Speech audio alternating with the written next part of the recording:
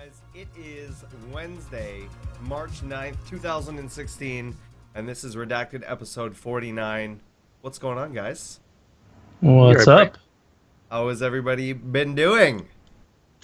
Yeah, good, mate. Good. Tired. Yeah, I know. I am too. It's been a long week. Yeah. Just before the podcast happened, I was literally shuffling all of the food I could into my mouth in the last 3 minutes. I've eaten slightly too much and my stomach really hurts. Yep. So just And you watched it his happen. pants during the podcast. I did watch it happen. No one warned me. No one warned me. Yeah. Yeah, so I guess we'll just jump into what you guys have been up to. We'll start with Twerk17. I've been helping out with the website, moving a lot of the stuff over from like forum style to like post Putting the posts style. in. Yep. Yeah, like putting a lot of posts in, so when we do go live, that there's some reasonable amount of content there for you guys to look through, and playing Star Citizen, watching some streams of The Division while I was doing that, and once a little bit. I don't know, I don't know. So we'll let Board talk about it and see if he can inspire me to buy it. I'm not 100% sure with that, so I've been kind of thinking about it, and I've also been like really focusing on my YouTube channel a little bit lately, which has been doing like oddly really good for me. Like kind of doubled that's good. in like views for the last like couple videos I've done. So I think it's the same thing with Twitch. As long as you're consistent with it and it's good content, it's informative, then it's gonna do well. Yeah, that guy so just dead on the floor behind you, just jerking out. That's that 2.2. It's that space weed, man. Yeah, It's that wholesome content that Twerk creates. Yeah. Yes, Yeah. it's such quality. So informational. Yeah, I think I talk about how the bulge on the medium armor was directly drawn out from mine. I don't know what's going on with that. There was bulge stuff going on down here. You guys had a go at me when I was talking about the balls of one of the Marines, that you could see them. Yeah. Now you're doing Now I'm videos talking and streams on it. Yeah, that's right. All That's right. right. Not we. Stealing all your views. Stealing all the views. That's it. That's it. Now we'll shadow drop you in the middle of the week. Yeah, right on, man. So anything else? Like, obviously you've been putting a lot of work. I know because I've been doing it too, and I'll cover that when I get to it. But doing a lot of the writing stuff and getting all that stuff ready. I kind of speak for all of us that we are so excited to get that site up, and we're going to talk about it later on the podcast. I think we're going to even show you guys, so it'll be pretty awesome. But that's been eating all of our free time up. So I've been like even shortening my streams because it's the same sort of stuff. Hasn't been eating my free time up. No. These guys, the last few days, I've left them to it. I've been busy doing my own stuff. They didn't know what to do with themselves. Like, where's Bored? Oh, we can't survive. No. That's how I imagine it anyway in my head. It's a lot like that, and it's like there's more swear words involved. Yeah. Definitely more swear words involved. Makes sense. But yeah, what about yourself, Bored? What have you been up to?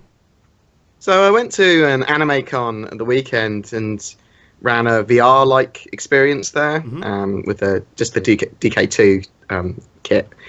And then talked loads about VR and gaming and anime and gaming and all that sort of stuff. And I got really, really drunk. And since then, I'm not surprised at all. I've been recovering a lot and trying to catch up on work.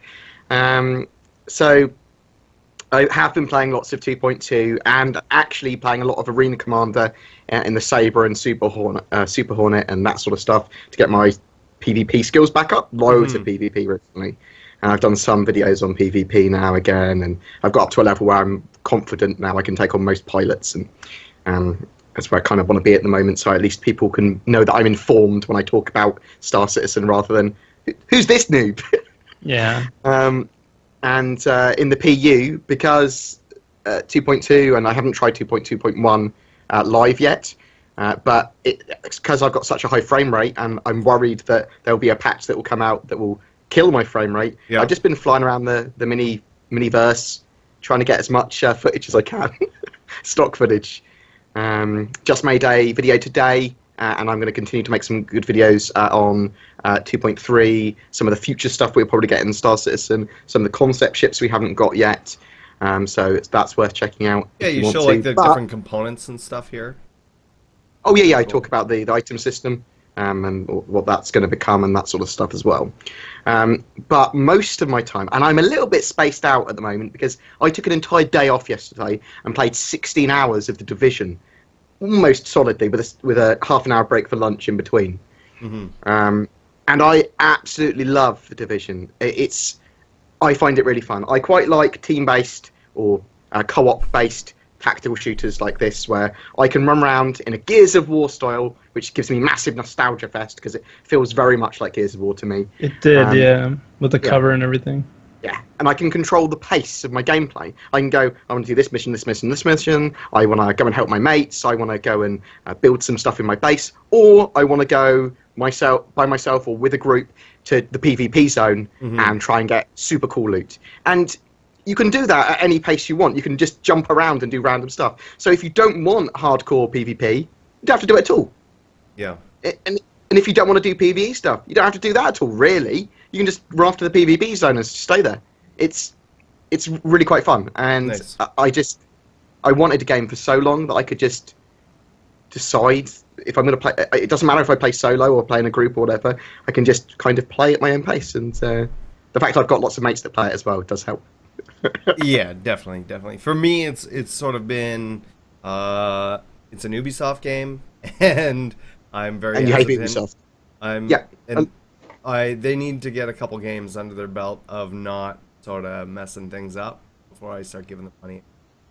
I'm sure they messed this one up. I'm just they'll do some form of microtransaction, and because I don't mind microtransactions if they're for aesthetics or if they're to cut time corners. So if you go, well, there's a jump start or a quick start, that's kind of okay with me, as long as it's not too excessive. Well, as long as the port isn't really bad as well. Like that's what they've been really bad with as well lately. The port's good. So the console users have a worse version than us. The PC users have a good version, good scalability. I think that the servers are higher tick rate. It's you get rewarded for a PC. Okay. So I was happy with that, but not always the case. I'm staring at it in the Steam store right now. I can't think of an Ubisoft game I've liked other than this. Yeah, fair enough. Yeah. I just like grindy games that have loot and like look at this loot that I got.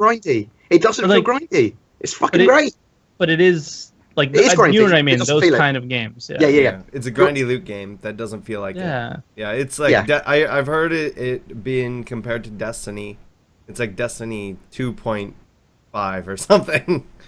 You know, something like that. So I still heard good stuff about Destiny, which I'm not a console player, so yeah, I'll never play. Yeah. So I thought it would have been on PC by now, but I guess not. So for me, go ahead.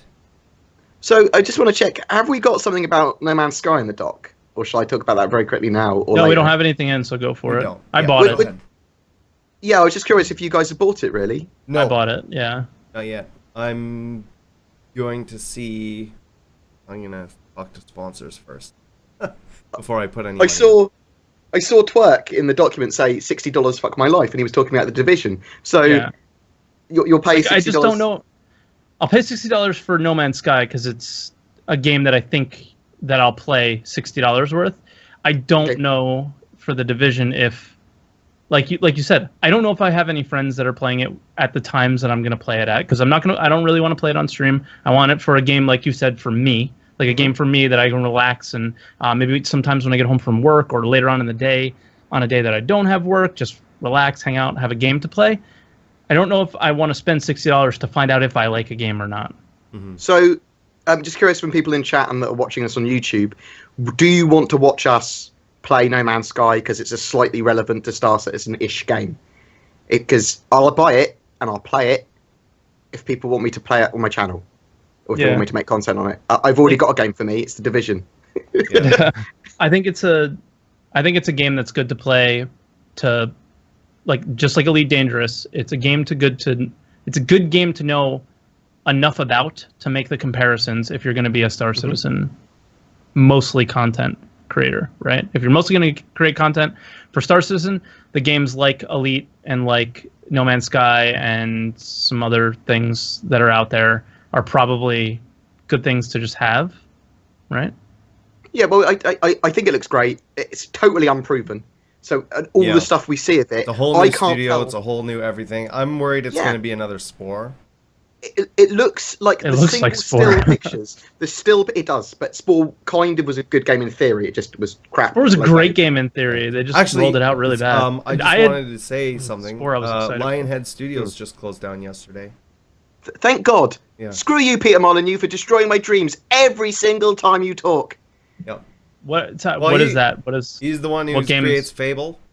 And I loved Spore and all kinds of stuff. And they were working on Fable Legends, and it was going to be some sort of free-to-play whatever. And they were actually quite far along. My roommate was like, he was showing me on his Xbox. He's like, "Yeah, I'll show you what it was." And he goes to boot it up. He's like, "Yeah, they're only giving us a month, and then they're going to take the servers down. You know, like they're giving us a month, but they close the studio down and whatever." And then he's like, "I don't feel like playing it though." So I was like, "Okay, fair enough." But, It's a shame because Lionhead Studios did have a good reputation in the past, and Peter Molyneux did have a good reputation in the past. Yeah. It's just I more played the recently. shit out of Fable 2. Played the shit out of that game. Yeah, I mean, I thought all the Fables were a bit lackluster after the first, and I kind of enjoyed the first, but the great stuff was like Magic Carpet and Dungeon Keeper. That was the good stuff, man. Oh, Black and White So- was original at least. yeah, it was original. Yeah, no. But so anyway, sorry. that What have you was been up sort to, of Saurus? news. So I've done a couple things. Last week I went to the second, and this one is someone else going to be running it, so that's going to be pretty awesome. Call it the 604th because that's our area code here in Vancouver. Star Citizen or Bar Citizen here. So Oh wow. yeah, Cool. that was pretty cool. Had some food, had some drinks, had some good times, met some cool people. Stayed out way too late. Spent too much money, you know, the usual. And then, so that was really fun. And we have another one coming up on the 24th. And yesterday I was making a new logo for us and stuff like that. And then Saturday I did Gray-Headed Gamers Not So Sober Saturday, where we were not so sober at all. And I don't know, for those of you who saw it, people really liked it. It was really fun to be on there. It was great, the entire podcast, right up until I spilled beer all over my keyboard and ruined my K70. Oh man, that's so- a highlight. Yeah. So, Rip well, the thing is K70. that was after this, just after the stream ended. I had to take down Oh. my green screen because it sort of rolled. It was like slow motion. I just watched it happen, and there's nothing I could do about it. And because my green screen's on my desk, it absorbed it and it was like a wick, and just started like the beer started going up the sheet.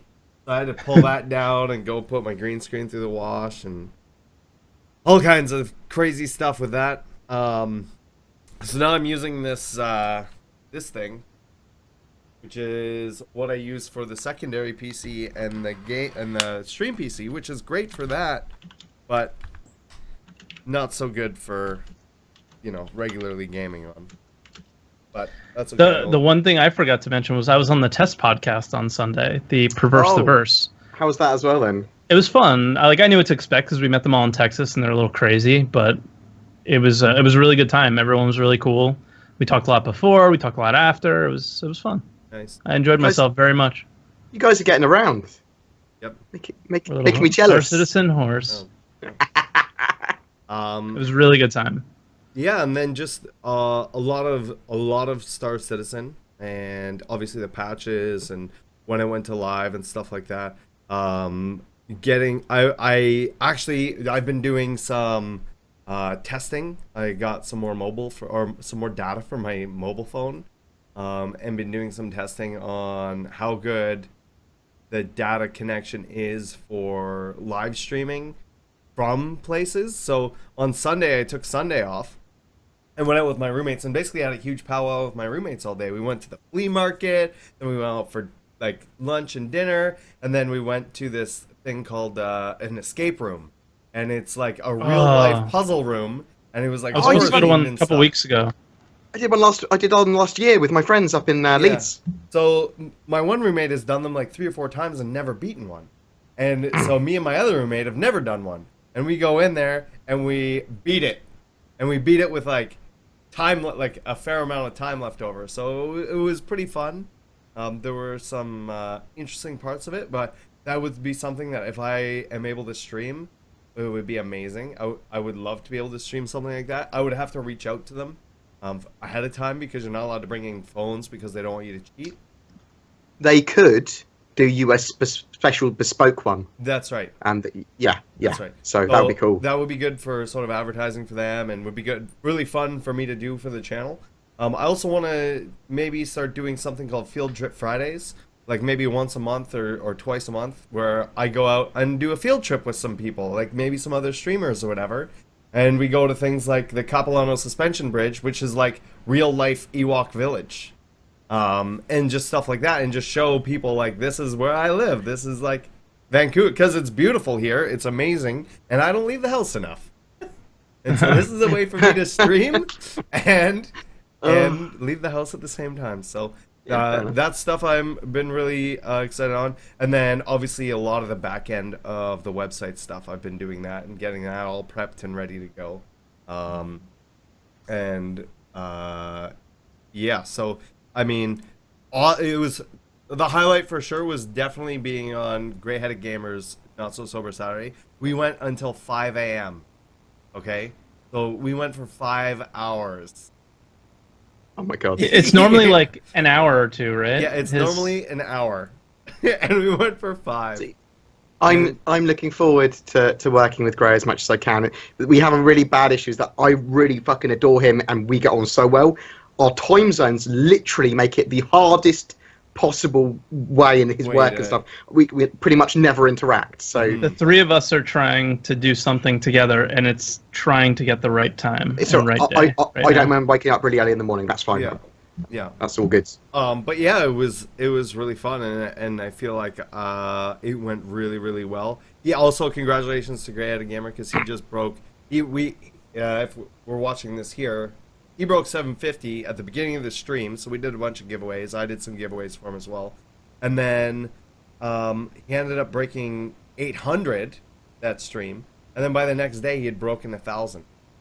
Oh, wow. Or 900 Congrats. or 1,000 or something like that. So that's pretty cool because he just recently started this streaming thing and everything. But yeah, that was super, super fun. And I hope I get the opportunity to do that with him again. I know he wants to bring on like different people and stuff, but I want to keep it to myself. It was so much fun. It was so I gotta ridiculous. reach out to him because I know I should be able to make it. So yeah, so I want to start joining. I just want to remind everybody that we do take questions at the end of the podcast, and if you guys have any questions for myself, maybe it's about the Field Trip Fridays or the escape room or Star Citizen or the website or whatever, feel free to ask me. Or if you have questions for all of us for Star Citizen or Twerk about, being a super successful twerking poker dealer and how he manages to do that, or BoredGamer on how he manages to get drunk at every event he goes to. I really do. That's a skill. I know, I do the same. It's okay. But yeah, exclamation point question in chat. Feel free to ask those in there. The more the better. And maybe your question will get featured on the YouTube, which is the Redacted YouTube channel. But yeah, I think we can jump into some news. You want to take over that, Sir Twerk17? Yes, sir. So we had a PTU last night. Yeah, it didn't last very long. Yeah, so like our doc is already out of date from what, an hour ago maybe. So they did do PTU. So the PTU waves explained. I'm going to throw back into the chat. You know, we've been putting this in there every week to let you know why you're not in the PTU if you're not, and why you're in if you're in. But PTU 2.2.1 came out last night. I played it a bit this morning. I wasn't seeing too much of a difference to things. A lot of it was just 300i changes, and you said that you saw big changes to EVA. I didn't. I might have not been paying attention. It was more of a transition in between the EVA to FPS and vice versa. Yes. Yeah, so my theory is that it's a hot fix for the desync issue. Have you seen the desync issue still? Yeah, The desync yes, is there's still still huge. Yeah, it's still an issue. it's worse. So it's about the worse. same. I mean, it's yeah. And I'm you seeing still it. die when someone kills your ship that's parked. Stuff like that as well. Okay. Mm-hmm. So So it's still issues right now. But so that 2.2.1 went out to live about an hour before the podcast. Yep. Went live. So I didn't see the EVA changes, but I may have been I'm exhausted. Like I may have been playing the live build and had no idea that I wasn't playing the PTU. Mm-hmm. So apparently EVA is fixed. A lot of issues with the 300 series ships are fixed. Like you have your HUDs back, guys. Yeah. So congratulations. If that's your favorite ship, Congratulations. use it again. You It's can now usable play the again. game. Yeah. So that's a big thing. I expect to see there was zero balance to this patch at all. It was simply bug fixes. The bottom of the patch notes was multiple server crashes, multiple client crashes were fixed. I didn't get any crashes this morning. I am going to say with 2.2 balance, though, it feels a lot more balanced than 2.1. A lot of the broken builds aren't broken anymore. I know I was having issues with fighting against people with certain specific loadouts that were OP, and now those loadouts aren't OP, and now that the playing field is even, my true colors shine. Yeah. And Which they're is nice. fabulous! Kappa Pride in the chat. Yep. Wow. But yeah, I mean, it wasn't like a major patch, so there's not much to discuss about it other than 2.2 went live since the last time that we were on the podcast. It went live late last Thursday. They held back RTV or ATV. They did the patch really late, and it's went live. So, I mean, I don't know about you guys, but it's been really, really nice to play with all of the viewers and all of your friends instead of just the few that are able to play with you because they've played a lot. Major change. It's a fucking massive change, isn't it? Yeah. It's So PTU to live. exactly. So we played the PTU a lot, so the features are the same, but the amount of fun you get to have is a lot different. Like when you open up your game, you don't see one other server with some friends in it or one friend in it. You see boom, boom, boom, boom, boom. There's a few servers in there with all of your friends in them, you know? And it's been a lot better. So I don't know if you guys have experienced the same thing, but I know that I've enjoyed it being live. So it's nice. And not only that, we get to like rent weapons. It's a lot easier to rent weapons, rent ships, try new things. Some weapons. So it's nice And to you can have it rent on some live. ships, to be Yes. fair. I kind of want to touch base on that a little. Let's touch base on that. I should have put it in the doc, and Because- I didn't. We both were like, oh, why didn't we buy it? We should have bought this already, which was the ballistic pistol. Because it's 10,000 rec in the Voyager Direct store. UEC. Or UEC, sorry, not rec. In the Voyager Direct store, and we're like, oh, you know, we really wanted to try this weapon out because we were talking about our equip section on the website where we talk about different loadouts and whatever. And we're like, well, neither of us have this. I have UEC. I have almost 100,000. I can afford to go and drop 10K on this. And then I realized that method isn't necessarily the best method to get people to try and test. For them to be purchasing things that are non-refundable. And it is sort of something that does bother me a little bit. And I would like to bring that up to CIG's attention. Things like the weapons and locking ships behind paywalls, I don't think is something that a lot of people agree with. And we discussed the alien ships being in the $20 rented Right. or $20 subscriber thing before. So just a quick touch on that, if you don't or you weren't here or you haven't seen that podcast, is to rent the alien ships in the future when they are flyable. You are going to need to be a $20 subscriber to even have access to those. To rent the Scythe. They even said Glaive, which is weird, Yeah, but that's not the case. And then the Scout for the time being. And I think they're going to continue with that trend in the future, to be honest. So. Now, I like what they did with the Glaive, and I can understand if it's an automatic unlock with the $20 one that you don't have to beat all 18 waves of Vandal Swarm. But I would really like to see some sort of challenging thing where you can actually earn it. Let's do all the Comrade missions and get some missions, and then you get that, or maybe get first place in a race or something, and then you see that's more likely when we have some form of persistence where they can track stuff in game better. Well, they already do. That's the problem. Is they already do that with the Glaive. Well, no, what I mean is literally in the mini PU. In the mini PU thing. So then you can start to do some quite cool stuff where you can get achieves, you can get awards. So killing a level 5 criminal would allow you to buy the laser rifle, rent the laser rifle. Or it will forever be in your something like that. When we get thing, right? Persistence is holding them back on some stuff they could be doing. So they could be implementing stuff like that we want, that would increase our gameplay, that would allow us to test better. But I think that they're holding it back because I think some implementation of persistence, some implementation that is going to allow that and more is coming very soon. When I say very soon, I'm talking like in the next 3 months sort of thing. Yeah. I hope you're correct. I just wish they would be more vocal with some of that stuff, because as of right now, it looks like to try the ballistic weapon, like the ballistic pistol, you need to buy it, right? To try the Cartual, if you don't own it, then you need to become a $20 subscriber. And I don't really quite annoying. Those things, yeah. And one of the things that, like, okay, we all know that CIG has to make money, so they're doing things to make money, and they're also trying to do things to get a certain subscriber count. Like they want their subscribers. Why wouldn't you want them? We want subscribers as Twitch streamers. They want subscribers as game devs. I understand it. So they want to do things that reward their subscribers, just like we want to do things that reward ours, without giving people too much an advantage. But if you look at the situation right now, where this could totally be avoided, I wouldn't be upset if I didn't get to try the Scout.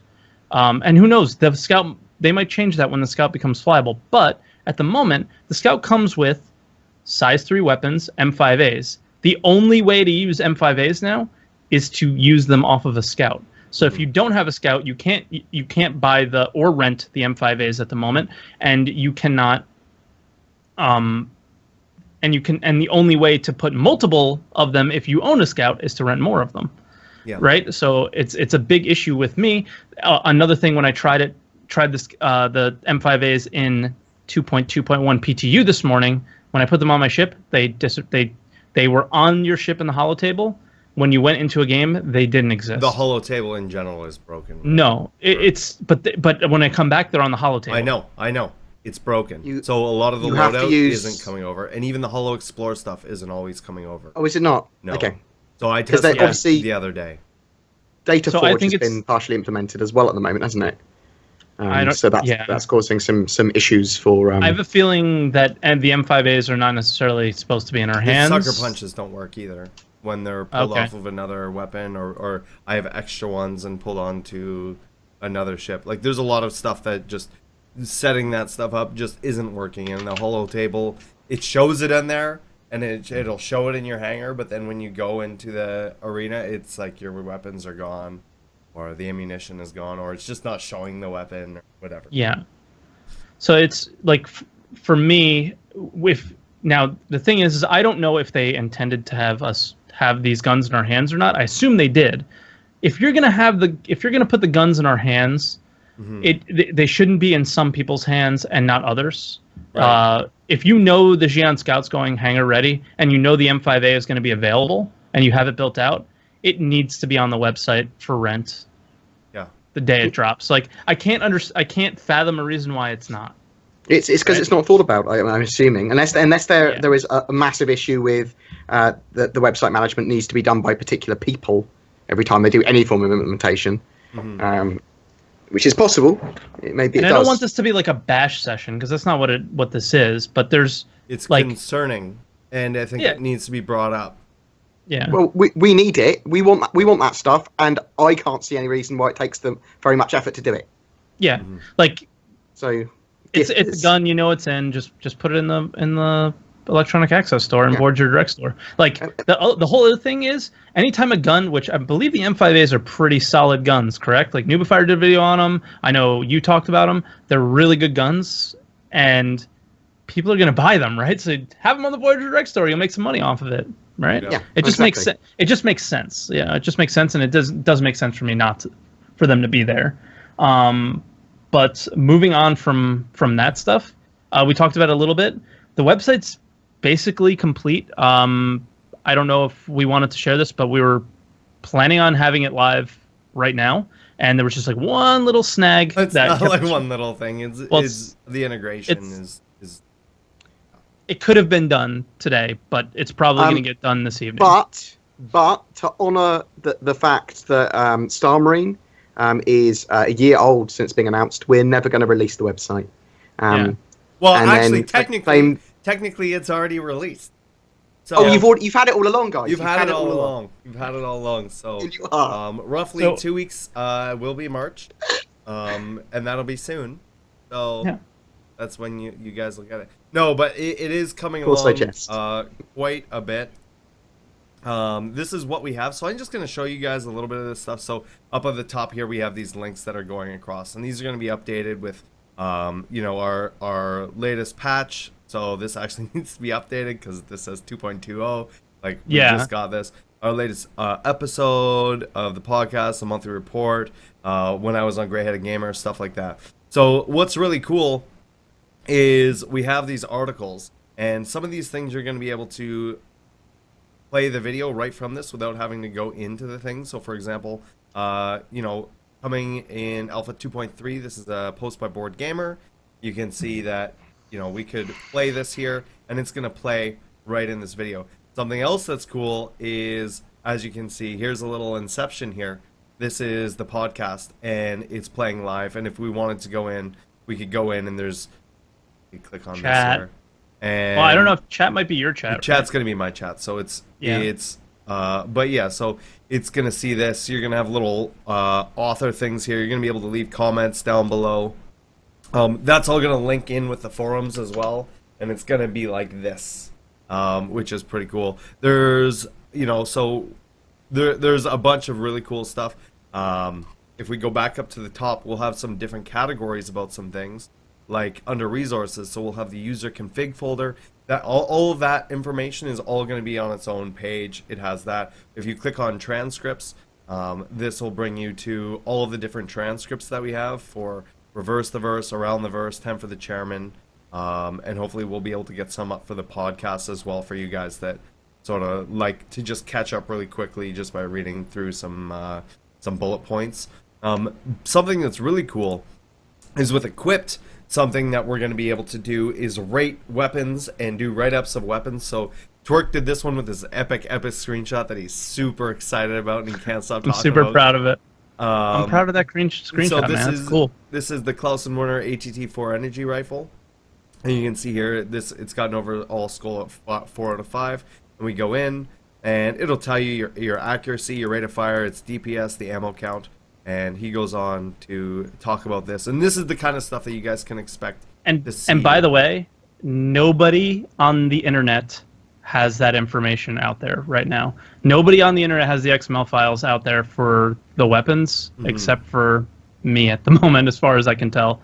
So that's hopefully something that's going to be pretty unique to the site for a little while. Yeah. At least until somebody at copies least it. At least until after the podcast. until after this podcast, and then not so Well, much I can after. tell you, they're not easy to decipher. They're pretty ridiculous, and it took a long time to figure that out. But yeah, And as you can see, there's a support us on Patreon button here. That's because without you I wonder what guys that does. supporting us on Patreon, none of this would be possible. It's been If you guys ton didn't of do money. Yeah. that I've been dumping into this personally, and that's been coming out from the Patreon as well. And just the amount of time that we've been spending on this to get this out. And we have so much more stuff coming in the future as well, some other really cool stuff. If we go to the events here, so you can see here, we have, it highlights what day it is. We have the podcast, so I have the Squadron 604th meetup here. So if you're in Vancouver, the Bar Citizen, that's on there when we have the Not So Sober Saturdays and Twerk on the Test stuff. And as we get more and more events going and special events going, this will get propagated more.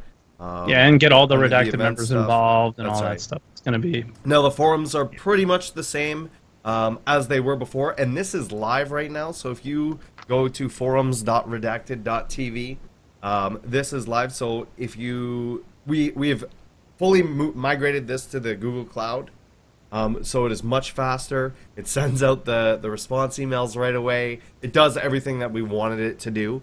So if you don't have an account, this is where you're going to go and make an account. You'll just go to the sign up now, set up your thing here, and just sign in. And there's a lot of stuff going on here. I think we have over almost 3,000 messages in here, 500 discussions, and over 640 members already. So it is growing. And there is some really cool stuff on here. There's a link to our Discord right in there. You can link your Twitch account if you're subbed to me or Twerk, and it'll automatically recognize if you're subbed to us and give you some extra perks on the forums. You can check out different streams. So we're going to do another quick little podcast section here.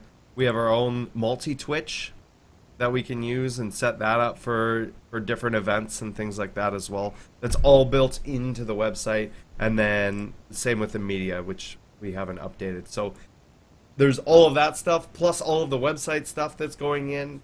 And plus there's more stuff coming in later on for like tournaments and everything else later on down the road. And we're just super, super excited, and we're working as hard as we can to get that stuff out to you. I know that I haven't slept in like 3 days. days. Yeah, after this podcast, I'm not going to be streaming today. I'm going to be working on the website. So, yeah, I'm hoping that we can have this live and in your hands by this weekend. With the amount of stuff, there's a little bit more things we have to do, but we're pretty much there. So, really, really excited for a lot of the stuff that's coming up for sure. All right, so I really can't wait to do that. I'm really proud of.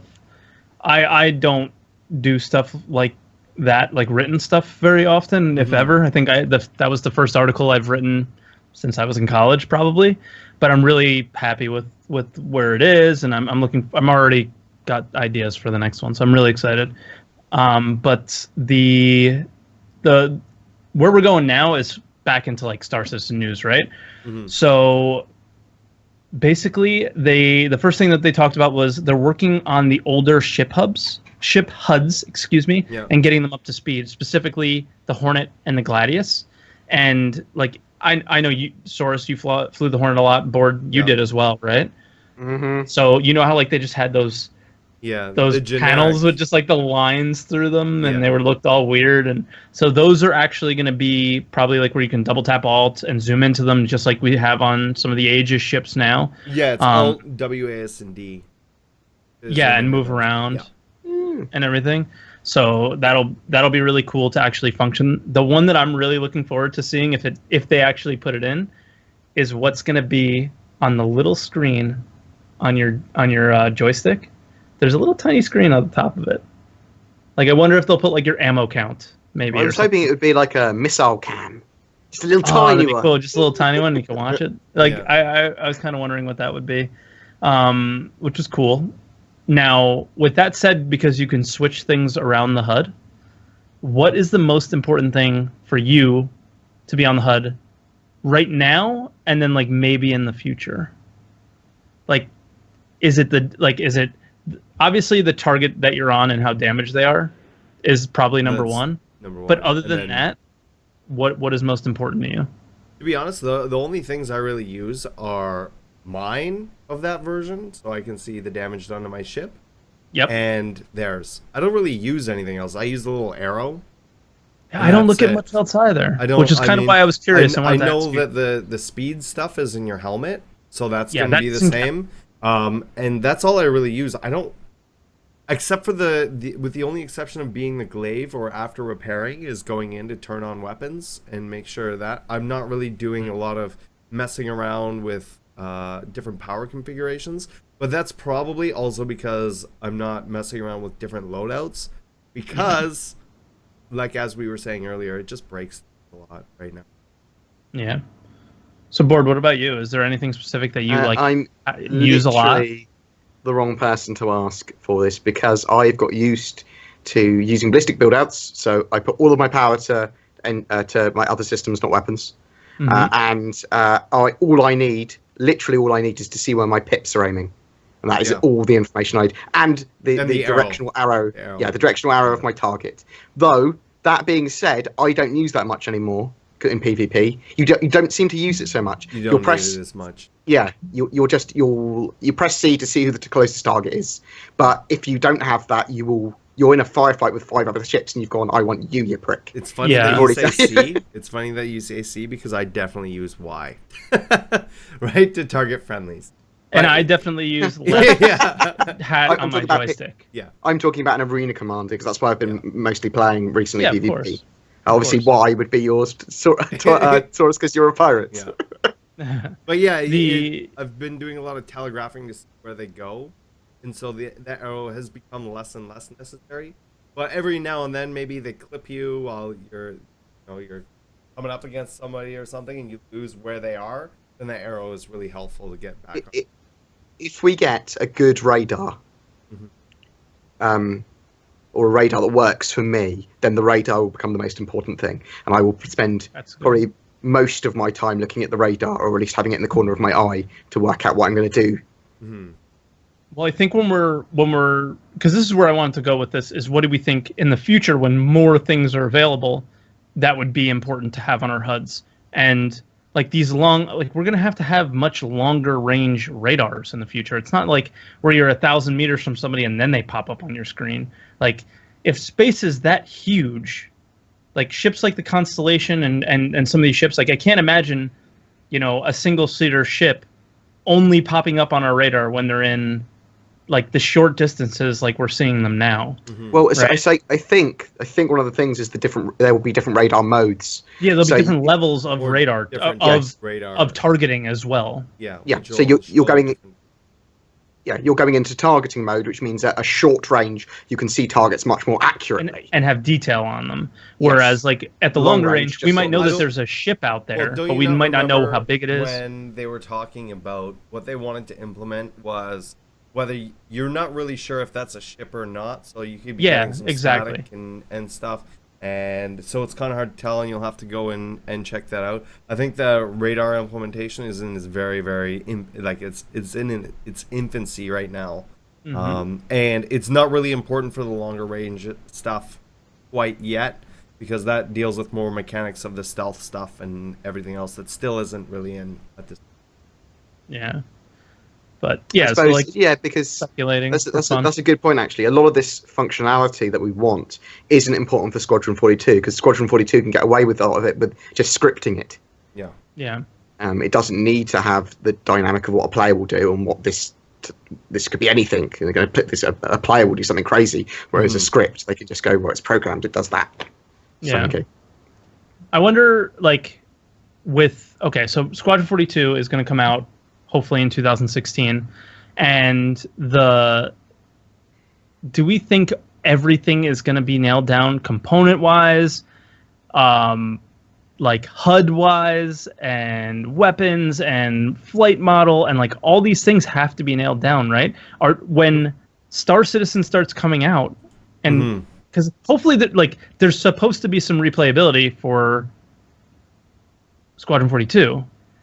What happens when they iterate on things like the flight model, like the HUDs, like the weapons, and you try and go back to Squadron 42 and they're going to be completely different?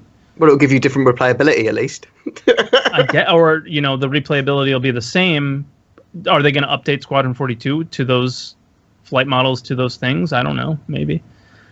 You know, I thought that I've always kind of been wondering that with Squadron 42 coming out first, is all the Interesting things point. that they're doing in the game to make things As long as better it's and how balanced for they've been doing them. Squadron 42, they can continue doesn't to matter, it doesn't yes. really matter that much, and they can continue to balance does, it though. for It So- kind of does, though. Yeah. So Yeah. there's a difference between if there's going to be a totally different gaming experience, or at least a partially different gaming experience from when if you played it early on, then you play it 5 years later. That's a big thing. The reason people love Wing Commander so much is because of the nostalgia feel. If it was a totally different game to play and you couldn't play the original anymore, or it was different, that would be weird.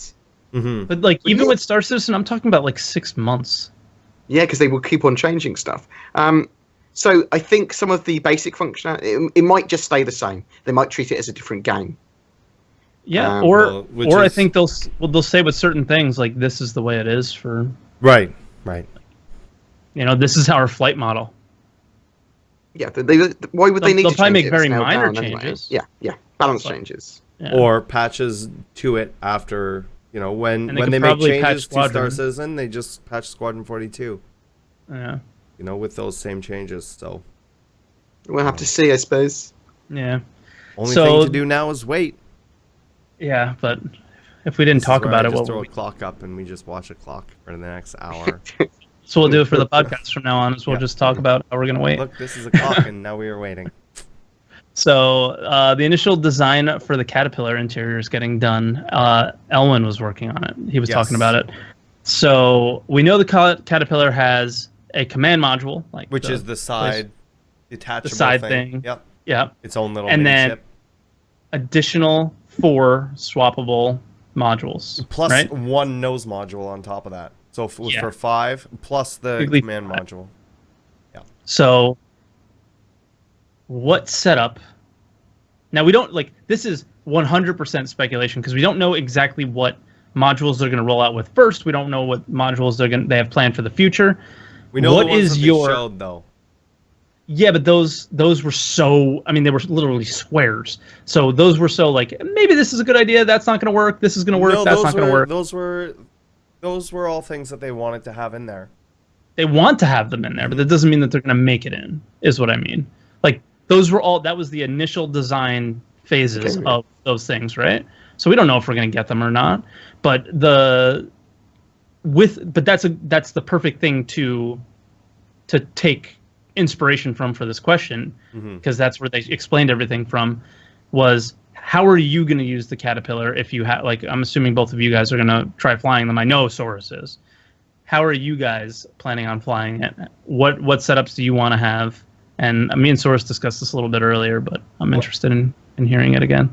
I think mine. I have a couple different configurations. I have one configuration that I'll be flying, and as a flying, it'll be in one of 2 different configurations there. So one is as many weapons and possible ships, if it can carry any ships at all, and it's just going to be a massive gunboat. Or 2 as a boarding vessel, or possibly even 3 where it's a mixture of both of those things. Right? Because So we really boarding don't and- have a ship that's like a gunboat right now. Not at the moment, no. And this seems like it's the first one that could That potentially could be. potentially house a lot of weapons. Yeah. And then, so that's if I'm flying it.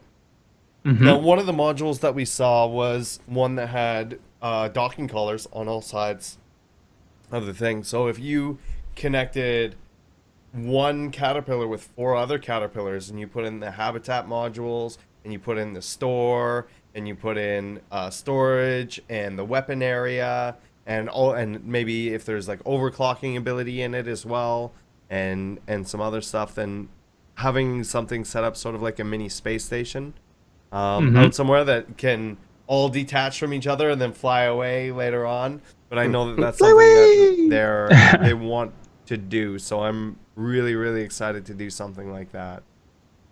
But yeah, I think for me it'll be a really good all-purpose ship, and because of those modules, and I'll just have a ton of modules. That's what I'll probably be dumping a lot of possibly even real life money into, but definitely game money into making sure I have all the modules for any particular loadout, for any particular thing that I'm trying to do specifically. Yeah. What about you, Board? So the only reason I'd use a Caterpillar would be as a factory to put next to my other industry ships. Now, So I agree. What for, like, There's come up different with 4 type- modules. There's different types of factories that you could do. So what 4 modules would you put in to make, what would your ideal factory be? Because I agree, and I want to see if we're going to do the same thing. well, it would have to be for what are the options? I'm out of it. I've been playing Division, mate. Fucking guy. So the one thing that they mentioned was, how about this? I'll tell you mine, and maybe it'll inspire you. It's to do with the Orion processing ore or something, isn't it? No. Yours? No. No. No. So the first thing that I would have that really like got me excited was the chop, what they called the chop shop. So the mobiles, like the salvage one. Yeah. Then I would have some sort of. There has to be some sort of module that can create things, I would think. Maybe, I doubt it. Like a little mini factory. Like you say, you want to make things.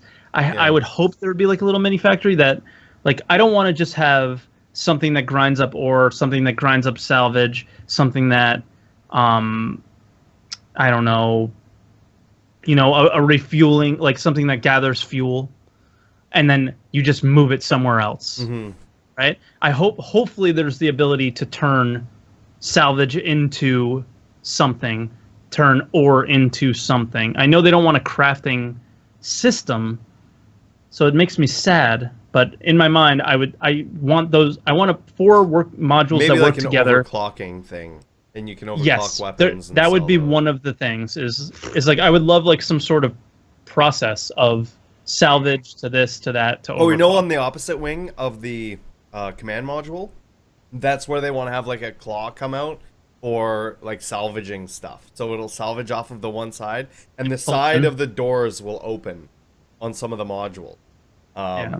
So being able to bring that in to one and treat that as an airlock, and then have that come in and process that stuff, and then have the other one, all of the weapons and equipment that you've pulled off to be able to overclock those, and at the very end have the store where you can like pawn that stuff off, would be pretty cool. Someone said disenchant weapons in chat with a Yeah, capital. disenchant weapons. Node 40, nice job. Look, I've got an Endeavour to do all that shit. Yeah. See, I don't have an Endeavor, so I was just, I'm thinking that it might be a cool like mobile, little factory or something. The versatility of it would be really good. Yeah, Also, I just don't know if we'll get that ability. I like the idea of a factory. If I can make it a factory with one salvage module on it as well for a bit of versatility, then yeah, I'll possibly get one because I love the size of it. I think it looks really cool. I really do like it, but I can't justify having one unless it suits its own special purpose in my fleet. And I've got everything that does everything else that I want. So. What are those tinfoil? Are they pinwheels? Is that what they're called? Those tinfoil wheels on a stick that when they blow in the wind? Pinwheels. Pinwheels. Yeah, so I want a caterpillar pinwheel that's just one caterpillar sticking out, and then 4 of them off, and they all just turn on the thrusters and they just spin. Oh, I thought you were Just just the whole like time. taking a shit and saying you wanted a pinwheel module or something. No. Yay! So one of the things mentioned on the little section where they go to each studio in Texas was Friends List 2.0 design is complete. I think it is going into testing / the UI for it at Turbulent they're working on it. And the one addition to the party system that they mentioned was ignore lists. Somebody here is excited about ignore lists, I think. And I think it's all of us, actually. Because there are some people that are friggin' annoying. And it's nice to be able to say, you know what? I don't really want to play with you anymore. And I just typed /ignore in chat as a joke, and it didn't do anything, so I assume it's a command. it is a command. whoops. You can ignore players, yeah. Or you can ignore viewers. shit. And Shit, son. Yeah, but I like that there's like they gave us the party system and they haven't stopped iterating on it, right? They didn't just say, here you go, you can play with your friends. They're still saying, you know what, we can make this better, and they're still working on it. And yeah, I think that's pretty cool. Saurus is the first one on my ignore list. I already know that. So, sorry, bro. Yep. But one of the other things from the UK, which I'm really excited about, is they did a ton of work on the EVA system and like that part of the FPS mechanic, and now they're working on the on-foot stuff. So mounting and vaulting, and like I'm assuming running and things like that are going to be, and maybe cover are going to be coming into play now, and I'm really excited about that. Not only that, but they're talking about player health and what affects it. And I can tell you, I mean, I'm sure you guys know about this, but I can tell you that it's in the XMLs now, is bleeding out, and what weapon affects, certain weapons affect the amount of bleed out that you get, which was pretty cool. So that's some of the things that are in there. And then how much did those additions just there will affect the gameplay in like Crusader for you now? Because I know I barely spend time in my ship these days. Okay, so yeah, with it feeling a lot smoother and stuff, I really like it. I just wish it was busier. Like and the other problem is the desync makes it pointless, right? Like, well, I'm saying there's no desync. Like, we're talking about different. I don't know if how they busy put in it is. cover, if they put in cover and they put in vaulting and hopping over things, how does that affect the gameplay for you? Do you think how much more fun do you think it's going to make it? Right now, I don't think. Assume the desync's fixed. I don't think it would change. So, to be completely honest, we need what we have. something. We need something else to make this worthwhile. Either a reason to go to Korea that everyone wants to go there for, or another platform to do FPS on. Mm-hmm. Yeah, like I felt like I think what they need to do. This is a good thing to talk about in this little section here. Is when you go level 5. Mm-hmm. It doesn't. There's no real reward for knocking yourself down to 0. No. Right? So there's no point in going there. What people are doing now is they're just quantum driving to some random place that you can't get to, and just standing out there and saying, "Can't get me, losers." Yeah. And it's just like, what? You know, like there really needs to be some really exciting reward for a level 5 criminal or outlaw or whatever to drop down to 0. And then I think that's what will create some really awesome gameplay, because I know Bored, you, me, and Kazu had some really fun gameplay because we went there, right? And if these guys aren't going there and putting themselves like in a scary position where, like, I don't know about you, but like when you're at risk to die or you're at risk to lose something in a game, that's when games are fun. Mm-hmm. But it was also in that particular situation you were discussing, Twerk. That was all of us in Korea, and one by one our weapons disappeared out of our hands. Yes, this was in the PTU with like that one weird bug, right? None of us had guns anymore, and about 8 people came onto the station. Yes. and I typed /sleep and lied down on the ground. You guys got shot. They thought I was dead. And then as soon as you start running, you like instantly pop up and start running. So I just popped up and started running. And it was just interference, like, interference. Like it was this awesome gameplay because there was something to be afraid of, right? Yeah. And people aren't just like they have to create that situation where you have to go here, and people have to want to defend it.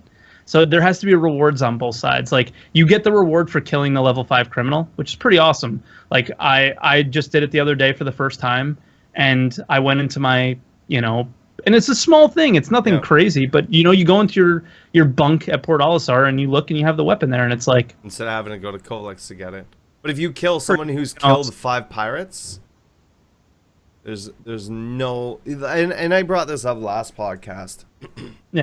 There needs to be, this is it the needs first to sort of thing. be balanced out on both sides for those kind of things. Yep. Especially when pirates have more of a disadvantage for going to that, but no reward for doing anything.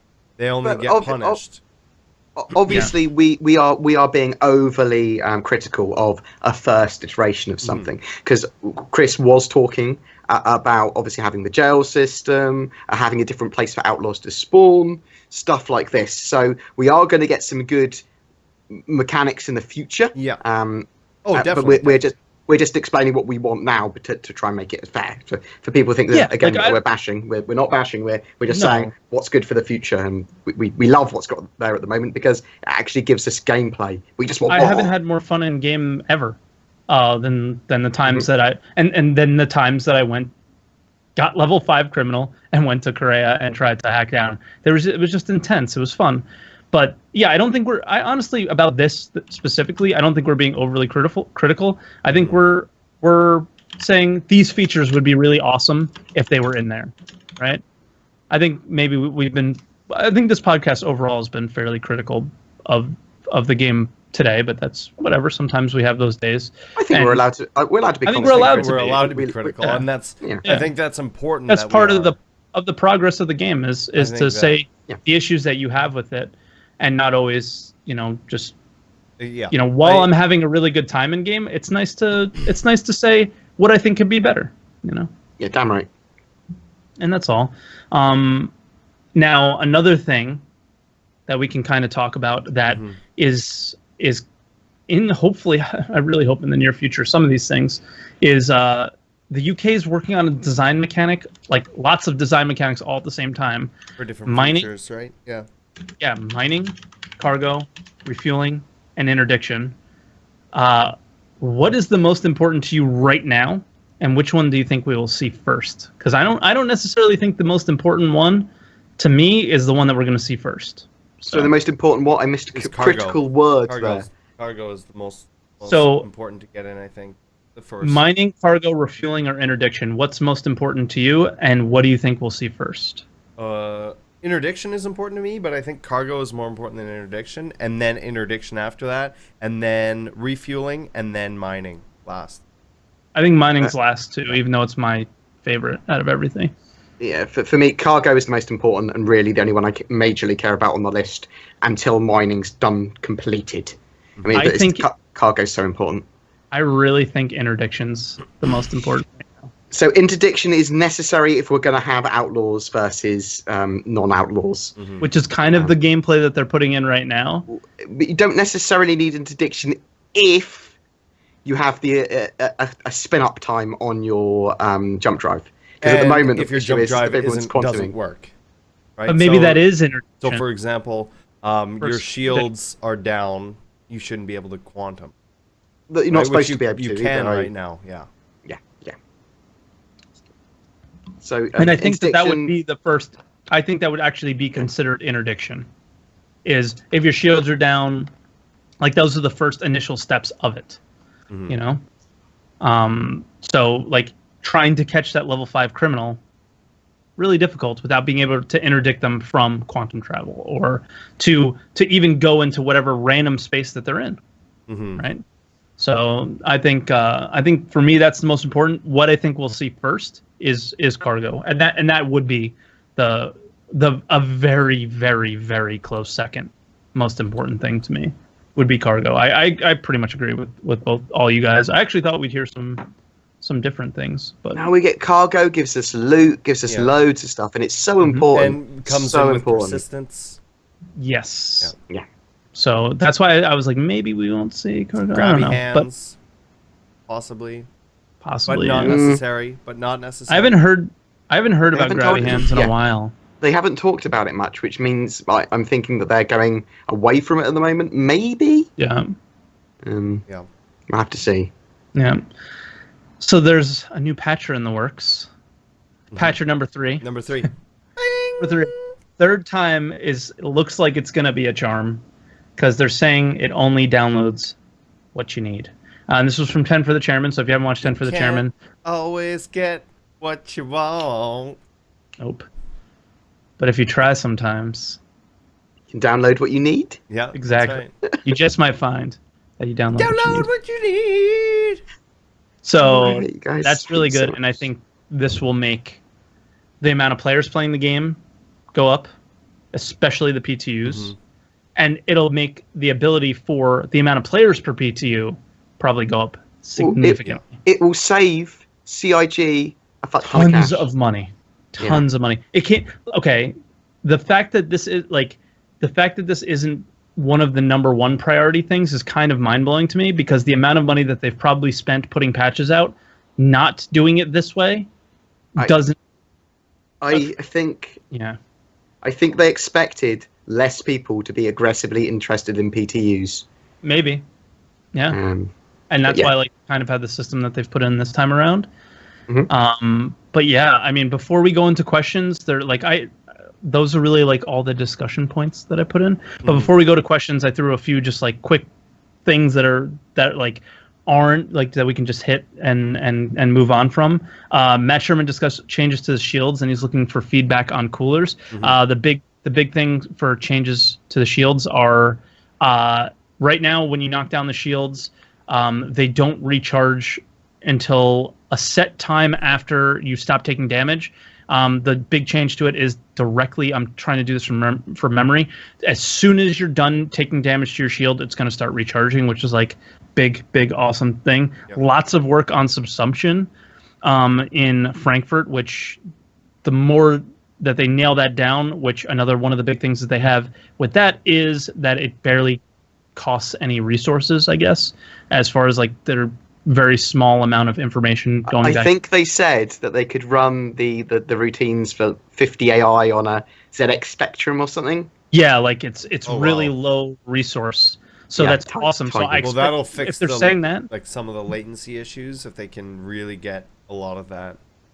It also allows them to do NPCs in game walking to around run around. stations. Yeah, walking around stations. Live their lives. Well, not only that, they also need to send that information. They also need to do that same information with players and stuff like that as well, to bring that latency and those lag issues that we're experiencing right now. Oh, this is more of AI routines. This is more okay, AI so not just and stuff. Okay. Yeah, it's different. And then it was a very long part of Around the Verse. It's one of the longest Around the verses that I've ever seen. You guys, our buddy Pedro, we had him on the podcast. He's a great guy, so make sure you check out that interview with him, because he's a really, really cool dude. And yeah, you should always check out anything from Pedro, because he's the man. The GN Space Plant Subflare is available in your hangar if you're a subscriber. I want to talk about that a little bit. Go for it. I call it the Dr. Seuss plant. I know I've heard a lot of people saying it looks very cartoony and anything like that. I want to know what you guys think about that. My stance on it right now is because we haven't seen any of the Xi'an areas or anything like that could be the same. Like in real life, we have rubber plants and things like that sort of look like they could almost be fake. And we have fake plants that look like they could be real. So I'm holding judgment until we see what their natural fauna and vegetation is on their planets. Yeah, I'm just looking at it as it is a totally separate, like, planet where its own ecosystem grew aside from us. I hope it's a Dr. Seuss planet. It can look, I mean, it can look completely different, you know? Whether or not it's on its own special little unique island, whatever, there were some issues that I had with this piece of hangar flare. So they're not major or anything. It's a piece of bloody free hangar flare. But so the capsule itself looks great. Okay, but there is an issue that there's lots of the reading lines that are just going very aggressive and in those directions constantly. Yeah. Now I'm not sure what they're supposed to be reading. That there's going to be significant variance like that constantly. I mean, what are you trying to show? Just give me numbers or something. They don't have the wavy lines. You'll go mad. Try and make it look high tech, I think. It's the same thing with the other hangar flare that you have by your, like, with the space meth and the skull and the armor and all that other stuff too. That stuff's really hard to read as well. It looks like it's playing music in there, and I can't hear it. And it's like the wavelengths on the music. The other thing is that the actual plant itself, you can see texture lines on it on the base, and it looks very blocky. The actual base does. It doesn't look like it's a CIG Star Citizen asset. I can't believe they can't find an image on the internet for it. Pull up one of my videos on it. Okay. I could say, you know, that little wave, sine wave thing, that could be the plant's health, or sort of diagnostics on the plant itself. Yeah, I know. Is it being chased? Is it having a heart attack at the moment? Yeah. Is it Oh, going God. into epileptic shock? It could be. You don't know. So You don't wiggly. know. Soros, I'm gonna link you the video so you can show the chat. Okay. I'm gonna throw it in the Skype Arena, Yep. and then I'll link it in the chat for you guys in just a second. There it is at that time, and then the chat. Here you go. And this the leaves look so flat for some reason. It's an interesting. I think it's part of the bluish color of the leaves. Mm-hmm. Is one of the things that kind of make it like that bluish purple. Like we don't have many plants that are that color. Mm-hmm. The very bandy lines on the bark, they look too Interestingly enough, straight. though, grass is the same color everywhere in the universe. Yes. Grass Or is the that's like same. moss Grass or is the something, thing. right? Grass is a thing. Oh, you Not in posted No the Man's image as well. Sky. My bad. In No Man's Sky, grass is red, I think. Well, it depends on your planet. Well, it depends on what planet you're on. Yeah. Mm. Mhm. But the I guess the No Man's Sky planets that we have seen it is. But yeah, it's interesting. I'm not thinking too much about it yet because I don't know how to feel just yet because I want to see more Xi'an landscapes. I want to see our first Xi'an landing zone before I like freak out about it. It's a little bonsai tree, maybe, you know? It looks Yeah. bonsai to me. But yeah, I Does think a it little may bit, have but- been. We'll see. But I don't know. Other than that, they talked about the Drake Dragonfly going to concept soon. Yep. So do you think Cool. it'll be that? Do you think it will be the concept sale that we've been promised by the end of March? Well, I say promised, suggested that will happen. Ooh. Is it Dragonfly or the Corvette? What of the The ships? We've got the Tavarin. We've got No, the we've got Tavarin. They said we're It's putting not that one to coming the back. side. They're If putting they- it to the side because they have to figure out what they want the Tavarin to The look new like. Caterpillar. So we've got the possibilities are the new smaller mining ship, Mm-hmm. the Corvette, and the Dragonfly. But what about like? Is it? Did they say that they're going to absolutely put a new ship out? Because we do know that the new Caterpillar No. concept art is Yeah, almost done. as a source it could be a variant. It could be a new Caterpillar. They said a new concept ship, or a concept ship will go on concept sale probably in March. Mm-hmm. Yeah. So maybe the Drake Dragonfly though. I mean that'd be cool. Yeah. Yeah, and they said No, the Drake that Dragonfly definitely would not cool. be a starter ship, and people were like complaining about that in my chat, and I'm like, it's not supposed to be. It won't. I probably won't have a jump drive. The way they described it, it's really really tiny and just kind of like wraps around you. Yeah, I mean it might be like a snub-nosed fighter. It might not even have any weapons. It might literally be like a space motorbike. Which would be cool. Which Space would be motorbike interesting. gangs. Yeah. Yeah. Oh my god. Just your pistols firing. Yeah. Yeah. Yes. Pew pew. Just. It's alright, Soros, there's no sound in space, you're good. I want a know. I space- would be making it in my helmet. I want a pink space scooter. That's what I want. Oh my With god, some yeah, sparkles little mopeds. and some little tassels on the side. Yeah. Oh yeah, yeah. Little tassels on the They side. don't actually blow in the wind because there's no wind. They just sort of hang. And when I bump into things, And they a little move around bell. Tring, tring. that nobody can hear. Nobody in space can hear you But bell. you can Nobody feel knows it. I'm coming. You can feel it.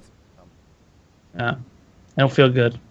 But yeah, I mean, other than that, that's really all. It's been a relatively quiet week, which has kind of been good because we've been able to kind of focus on the website and get that nailed down for everybody. So yeah, I mean, that's all I really have. The like Board mentioned earlier, the only other thing I had in the doc was that they discussed a small mining ship probably Mhm. coming into play here in the near future, which I'm obviously super excited for, and I'm gonna buy. Really? You've got Orion? I'm gonna buy it. I want to go. What if I want to get into a tight little area that the Orion can't fit in that has that I can mine little board Yeah. gamers? What if he needs to get into tight little areas? I still hope that we're going to have a harpoon vessel. That's what I want. I want a harpoon vessel that can go in, grab an asteroid, pull it out, and bring it to the jaws of my awaiting Orion. Mm-hmm. Yeah. But I don't know. You want to move on to questions? Yeah, we can move on to questions. We only have 4 of them in here right now. So if you guys have any questions, exclamation point question in chat. Yeah, we'll start with the first one here. Usually going after we start. And the first question is, what do you guys think of the concept of having to wear light armor to pilot? Heavy wouldn't fit in the cockpit seat, apparently. So to be a pilot, I guess is what they're trying to say. That they would want the helmet to be cumbersome, limited FOV, and so on. Okay, so let me try and read that, because that's weirded really weirdly. What do you guys think of the concept of having to wear light armor and pilot, that they want to have the helmet cumbersome? I'm not getting it. So if you're wearing light armor, then the limited FOV isn't going to be an issue. So I don't know. So I guess what they're trying to ask is, what do you think of having to wear light armor just to be a pilot and not being able to wear heavy armor as a pilot? I think it makes sense. Well, armor's going to be relatively modular, so you can have some heavy armor and some light armor. Also, you might not be wearing a helmet. Yeah. As you might be. There might be reasons you don't want to wear a helmet and just hope there's going to be no explosive decompression, or quickly have to put a helmet on if you do. You might have some sort of special. It might be a really tight little ship. So some ships in their little cockpits might have really, really quite harsh armor restrictions. So I think it's going to be dependent on what ship you've got, and as you've got modular stuff, you might be able to wear some heavy armor and some light, and you might be able to get away with a mix and match. Yeah. Do you think that would limit the playability when you want to do boarding to raids or stations, having to change suit, take the time to swap gear and all that in the middle of action? I reckon it's quite a bad thing if the pilot has to go out and board. Yeah. Because then your ship is so vulnerable if you're boarding and one of their mates turns up, or someone comes along and goes, "What's going on here?" Yeah, I don't think there should be many situations where the pilot should be leaving the pilot seat during a... Yeah, unless he's been boarded. a mission, yeah. You know? So it's kind of weird, and at the same time, I like the idea of having to get out of your seat and put on a suit to go do something different than piloting. Right. I like the idea of that. Yeah. So like if I wanted to go into EVA and repair my ship, I like the idea of having to put on a helmet with maybe, like the people that weld, like they have the like, like a special welding helmet or something like that, Well, it's the same thing, like if you looked at the beginning, if you played the Alien game, Alien Isolation. At the beginning you go and you're when you're sleeping, you're not sleeping in your armor and stuff like that, right? You go put on your armor and then your spacesuit, and then you go out. So maybe it's different armors as well for piloting and stuff like that. And I mean, you see the same thing in Star Trek or Star Wars or any of those things as well, where it's one thing when you're inside the ship, but when you're going to do something else, let's go suit up, boys. And so everybody goes and suits up and changes that. So that would be pretty cool. Yeah, and I definitely think what they'll do is with the multi-crew ships especially, they're definitely going to give those ships time. They want to give them time for us to repair, and they also want to give them time for us to be able to do things like that, is to get ready. So like to repair the inside, but also to prepare for a boarding action, or for a boarding action, whether it's somebody coming onto your ship or somebody getting or you going onto someone else's ship, right? So if the pilot happens to be one of your better, FPS players, you're gonna, that pilot's gonna get out of the pilot seat. Maybe someone will replace him as the temporary pilot, and then, he puts the stuff on. I like the idea of that. I really have no issue with it. I think it's, I think if they were able to get us in heavy armor in the seat, we would be able to be honest with you.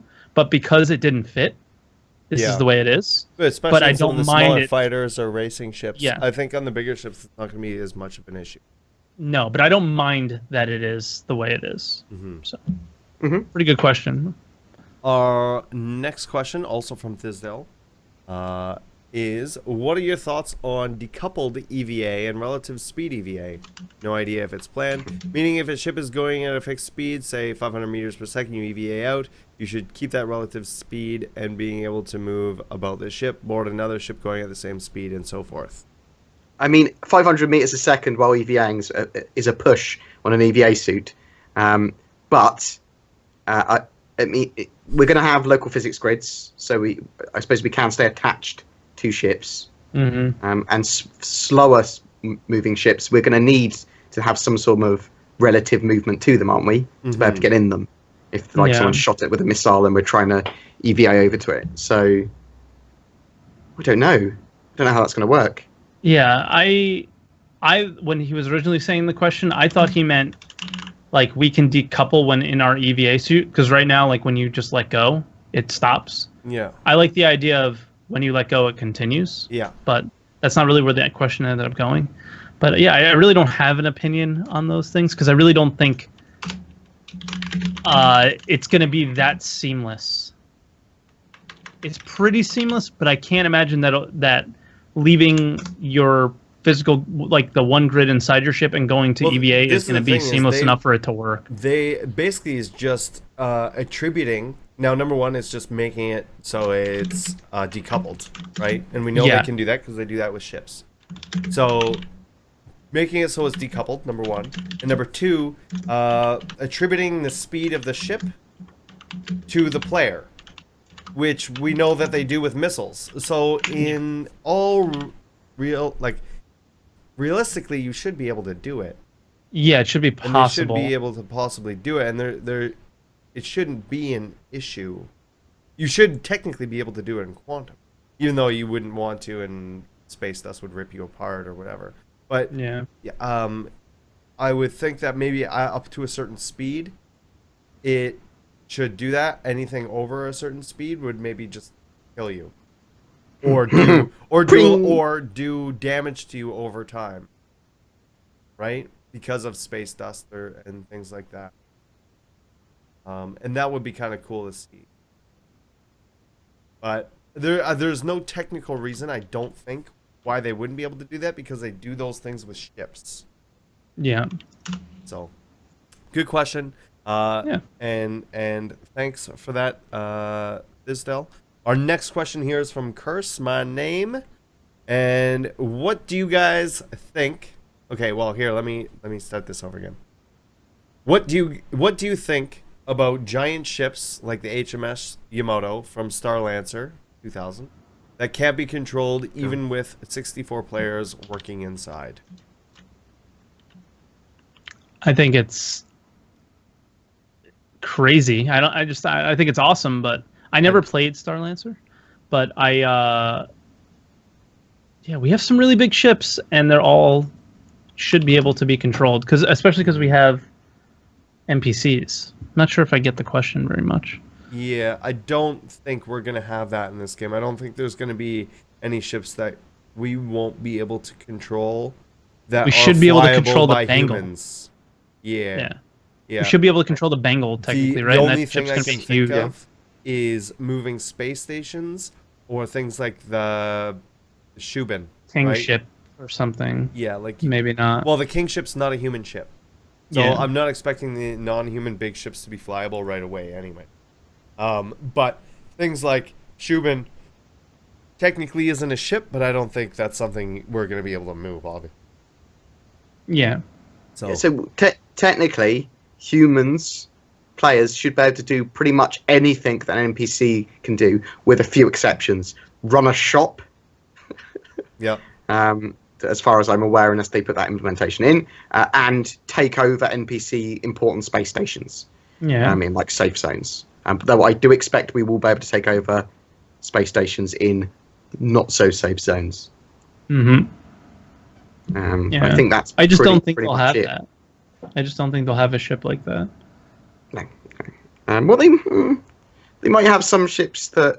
I'm thinking some alien ships that might self-destruct. Like you might have a king ship just blow up when you kill it or something. And there might be odd like Jan ships or Kurthak ships or whatever that will that are weird that we can't use for some reason, or that are drones, so they don't actually have interiors, something like that. Yeah. So thank you for the question. We have actually another one from Curse My Name, and he asks, "What do you think about atmospheric dogfighting? Will it be okay for you to fight with current ships that we have in a planet atmosphere?" Yes. And I guess And we're going to. Well, we Yeah, definitely I are think- going to. We're going to get atmospheric flight, and all they said was it will be pretty much exactly the same as the flight you have now. It just might shake a little bit more, so you might get a little bit more feedback.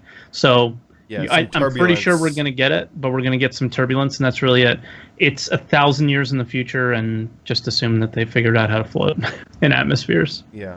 I mean, guess. all they need to do is give for atmospheric flight to be okay and balanced in Star Citizen. All they need to do is have some ships and the atmospheres you're fighting in just communicate with some numbers and affect your flight slightly differently. It could be probably pretty simple implementation to do it because it will never be a true atmospheric model that people want. No.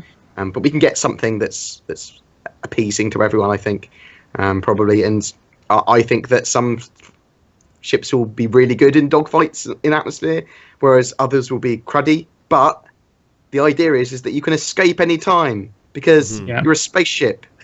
Yeah. I'll go into space where I'm better. Yeah. Yeah. So, Curse, thank you for the questions. Very much appreciated. Our next question is from Sunday of Doom, asking a very Sunday of Doom question. Uh-oh. If CIG started to take feedback on what they wanted for a new alien race, what kind of race would you desire for Star Citizen? I personally, and not me, this is Sunday, obviously, would like an ice cream-based race that requires freezer suits or to survive in warmer temperatures. Sort of like the Breen from Star Trek, which I have no idea what that is. I imagine oh my god, did you not watch Deep Space Nine? I don't watch Star Trek. God damn it.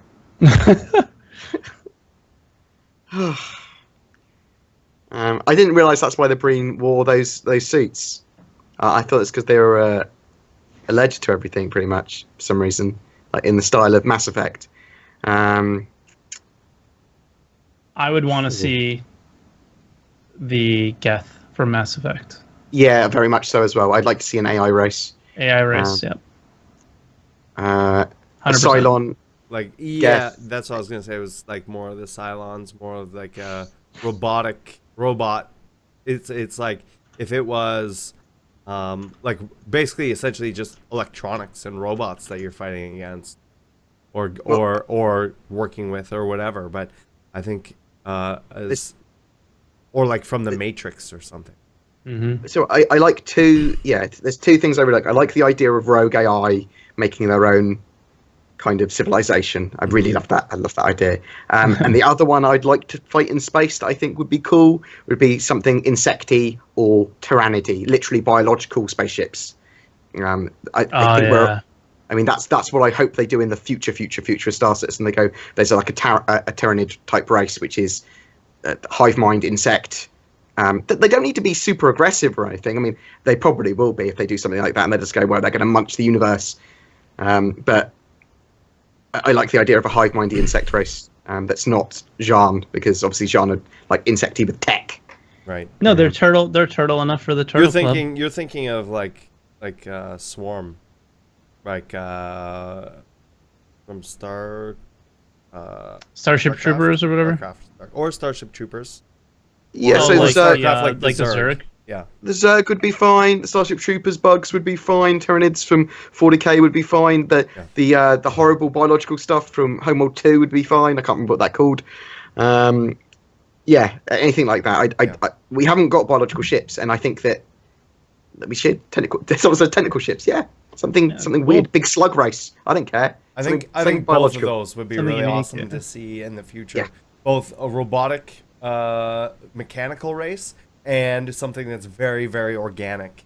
Because especially with like the comm arrays and all the information that we're sending and all that stuff, they'd be able to, like, the mechanical race would be able to tap into that but the biological race would be able to do things like just ruin systems and stuff like that. Actually, they would be good.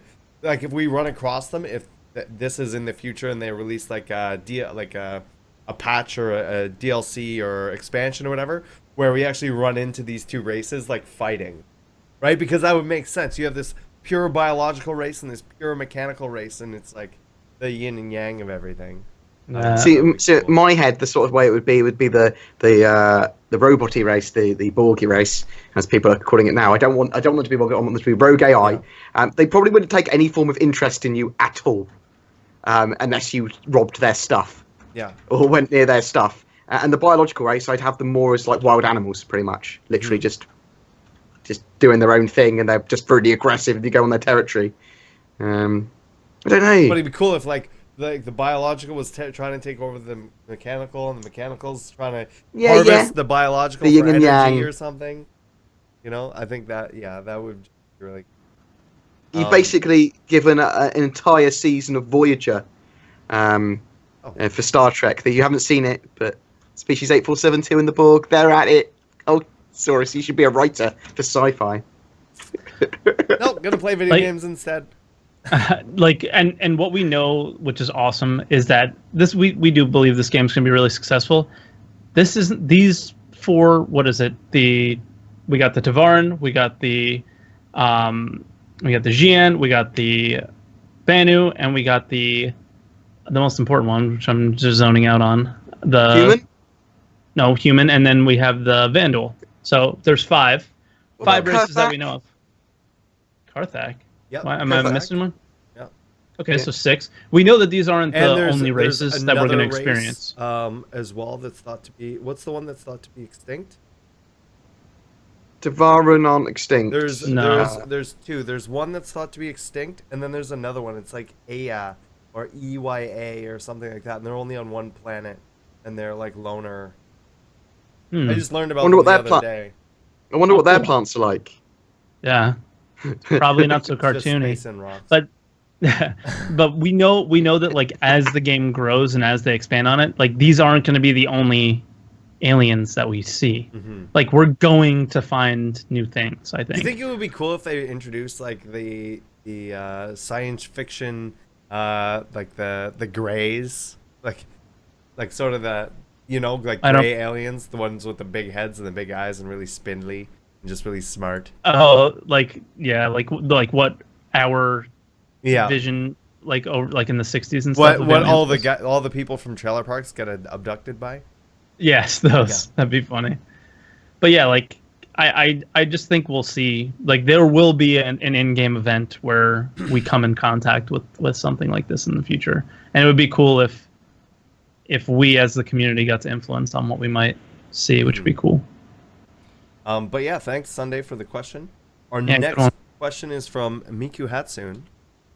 And Oh, I've heard of that guy. The question is, what are your expectations for the Dragonfly in particular, and what do you think the smallest ship it will fit in is? Okay, But no ships are small- going to fit inside the Dragonfly.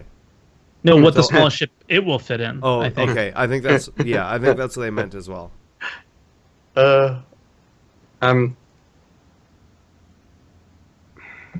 I guess my vision of it is something like they kind of explained it as something that wraps around you. Think maybe So- around the size of a gray cat. Yeah, but I just envision it longer. Yeah. Because like, Yeah, it's like a longer if you're grey thinking cat. motorcycle, which they're kind of like, I don't know why we all have motorcycle in our head. Maybe just because it was that's small. what they said. They said Yeah, space so I was motorcycle, thinking but longer. Yeah. they also said that the Reliant was a space egg. So take that with a grain of salt. Yeah, I mean everything changes, and Chris says I don't like that, and make it this way, and It would be Yeah, a space. I'm assuming a rocket that you wear between your legs is basically what I'm imagining at the moment. I I see don't it want as, I but think like, you'll still be enclosed. and you're lying yeah, there. a dome over it. You're lying down. Sort of in the similar as the Van Duel. Like a Lawnmower Man. Question not But yeah, I don't know. copy over. Okay, well we'll just keep going at it. Do they do that on the light bites on Tron? Do they do that? They lean forward a bit, don't they? Like Yeah, they do. Nice. They do. You sort of like Fun. on it, or even if you had something like a Kira, right, and then you just had it wrap around you. Yeah, like the light bikes in Tron. That's how I visualize it as well a lot, but with Yeah. engines Yeah. rather than And wheels. Drake looking. And I look like it as like I keep envisioning the speeders from like Endor in Star Trek or Star Wars, excuse me, where That's gonna get some angry you- people. yeah, I know you guys were talking about Star Trek earlier, so I guess I had it in my head, and and just more enclosed that way is kind of how I look at it, like the really long nose with some guns on the front, and all fixed weapons and just fast, you know. But no, like I don't know. It can't. It has to be some sort of a snub fighter, right? It has to be not necessarily slaved to a ship, but there's no way that you can just leave a station and quantum drive to like thousands of kilometers away. In my head, I am literally seeing a snub-nosed ship, possibly with no weapons, possibly one hard point that you can put a gun on if you had to. But I don't think its primary purpose is going to be for anything else other than even moving put a gun about. on it. being cool. Yeah. Put a tractor beam on it and just tow things around. Well, you might be able to land on planets with it. You might be able to use it to EVA over to other ships and board more easily. That's the sort of uses I'm thinking of it. Yeah, boarding. It's like a small boarding thing. Maybe it has spikes in the front that it sort of spikes into the side of a ship, and so- then you can. I mean, one of the other major things I could see it being used for is you'd have them strategically placed around Bengals so that you can go, this ship is 6 kilometers long. I'm going to get to the other end of it quickly by getting in, getting out on my space bike and going to the other end. Yeah, and I think so. Crimus CYR just like messaged me what the initial thing of the Dragonfly was, and it's you don't so much as climb into the Dragonfly as you put it on around you. In short, it's the closest thing to strapping an engine and weapons mount to your spacesuit, or as the advertising campaign claims, is the closest thing to riding the vacuum yourself.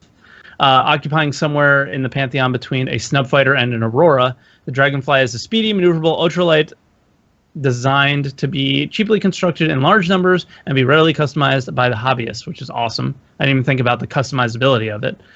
Dragonflies will, Dragonflies will have become the favorite of a particular brand of enthusiasts that frequently gather together to share their modifications, off-track race, and other less legitimate hobbies. I mean, they're making it sound like a biker gang there, right? Which we've definitely heard this, but just thinking about the modifying of it would be, It'd be really cool. yeah, racing for sure is where I'm looking. I'm going to give mine such a good suspension, I won't it? Suspension in space. Yep. Now we have to move on. Miku, thank you for the question. The next question from Callus090 is, do you guys know if we will be able to obtain the subscriber flare in-game after release, or will they always be unique to subscribers? Oh, I hope so. personally have a double answer. I think that yes for most of it, no for some of it. So things like the models and stuff like that, they said that that's all going to be available in game. Some things that I don't expect to be available in game are things like the trophies you get for the certain events and things like that. Yeah, But that's the ones it. they get I about don't- special release for special events, like I in think- a certain year. Like the liquor cabinets and the plants and everything else you'll be able to acquire in game. I still think you'll be able to acquire those trophies in game, but you'll have to get them from players. I think I mean, this is me with the I love the special snowflake and having rare items. I really hope that everything that we have now we get to keep in game, and when this game becomes wildly popular and people didn't subscribe this whole time, they would not be able to get them, and they become very rare, and we're the only special snowflakes that have them, and then we get to show them off in our hangars or in our possibly our apartments, because we might be able to buy things like apartments and things like that was quietly mentioned, and like you can just show off your, my special, my gold ship models, Okay, or so my, that's different. That's different, and that's what I was gonna say. So for most of the ship models and most of that stuff, I don't agree. For the things that are the referral bonuses, I do agree. They're essentially the same They're thing, though, not right? the same thing. No, because what happens is we're getting individual ship models, right?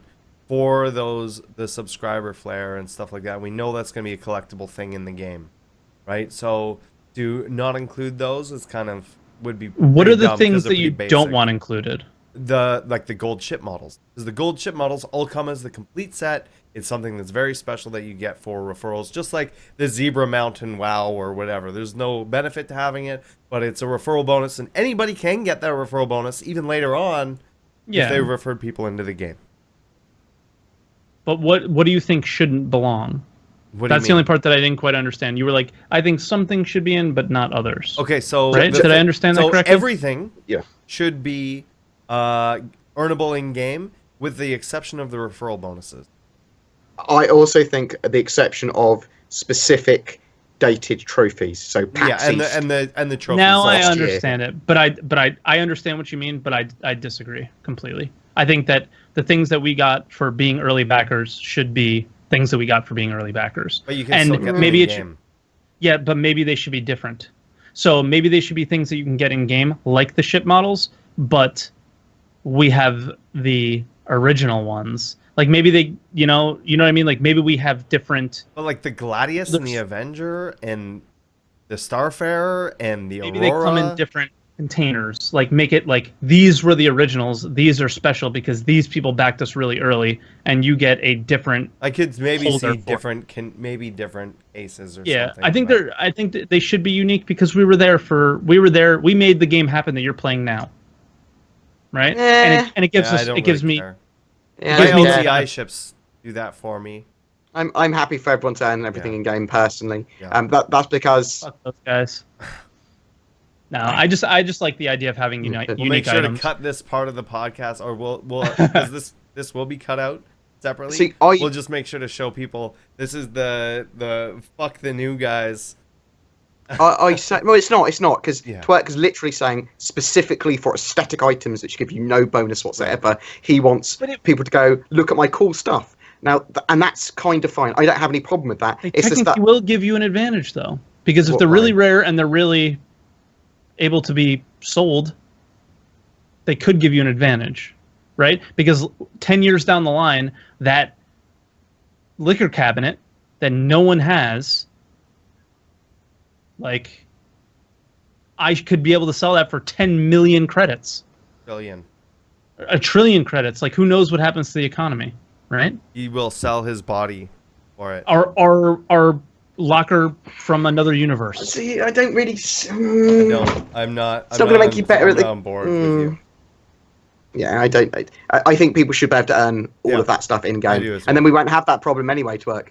There has to be unique items in game and I think this is just like a good example of it. We were with the game earlier. I know I don't mind. I don't we mind can argue unique this forever items. because I know I don't Soros doesn't mind- believe anybody should be a special snowflake, and I think people should, and Well, there no, should but- be special yeah, snowflakes. I don't mind people being special snowflakes Yeah. if they've earned that in game, with no advantage Yeah. for backing early, no advantage for having more money or different ships like early on. That sort of stuff needs to be earned in game Yeah. to be special. Now I don't. understand your points. I do. don't really mind. I don't really mind that people getting. I don't mind if you get the special snowflake trophies and stuff, but I mean, I don't think it's necessary. Like, I don't think it makes people happier really either. I mean, if you're getting, I don't know. I want to shoot people I with think in guns. the long term, in the long term, it's really irrelevant. But the thing is, they've said that you can earn everything in game, and the things that make sense for it not to be earnable in game are essentially just the trophies.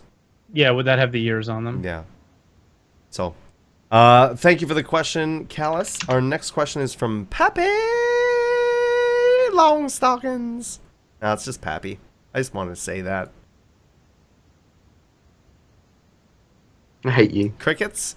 What would, according to you, be a great dangerous creature to have on Derelict? Can't be the creature from the Alien. Oh god damn it! I mean, that's literally the best. Well, let's think of something that could be. Well, there's. It's hard to think of something that can be Star Citizen related because we really haven't seen any aliens, right? Mm-hmm. I mean, I think a vandal just waiting for you. Oh, they. What about from Alien 2? What is that hat that Clifford always wears? It's Oh, the from like facehugger. Half-Life or something. Yeah. Oh, head crab. The head crab. Yeah. Yeah, something similar to that would be kind of, Your or chest mother-in-law. burster or whatever. No, so I mean, it has. Sorry, it has to be the xenomorph from Alien. I mean, that's the stereotypical one that you were worried about being on a space station with, isn't it? And that's basically or some the sort best of kind of one. creepy crawly hiding in, because we know there's gonna be those vents and everything in a lot of space stations and flood. on the ships as well, on the larger ships. So having something like that, maybe having some sort of black, just like a venom symbiote type thing, would be kind of neat. I don't know how easy or hard that would be to bring in, but if there were a big vandal, if they're like alpha vandal, like actual things, you could have like one that's been injured on a ship by himself, stuff like that. I mean, What about that blue shit from the Expanse? From the Expanse? What about Slimer from Ghostbusters? Oh my god, just jumping through the walls. He was a ghost, not an alien, although he might have been a ghost of an alien. He may have been an alien ghost. Or Boo from Mario. Yeah. Or you could have like little creatures. Like I'm thinking, because I was thinking Mario, I was thinking like a little Yoshi, but scary.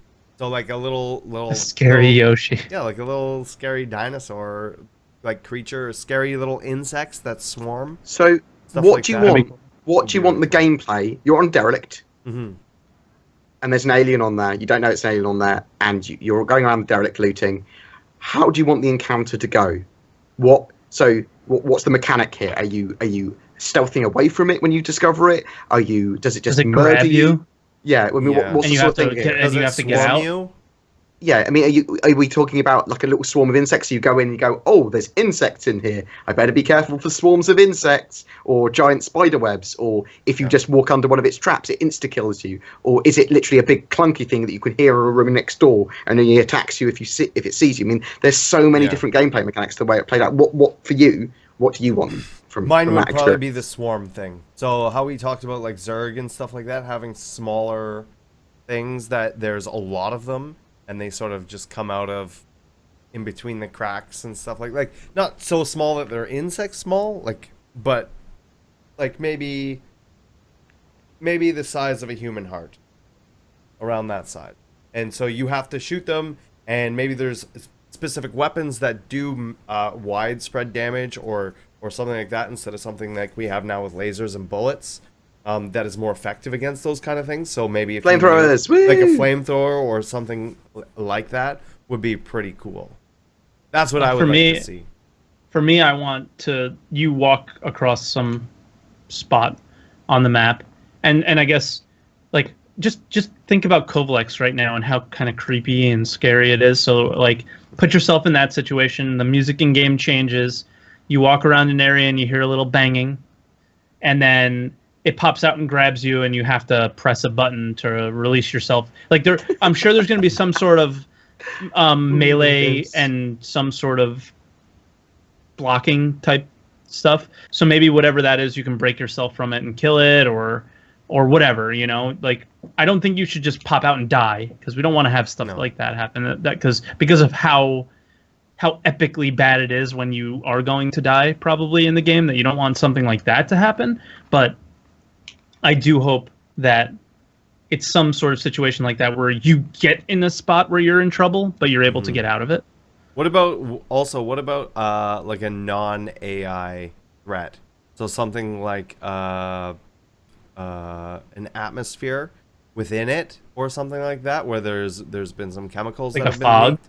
Kind of like a fog that sort of does, and this goes back to what I was saying earlier, but does some damage over time. And so you only have a specific amount of time that you can do something in. Or maybe it affects like your oxygen.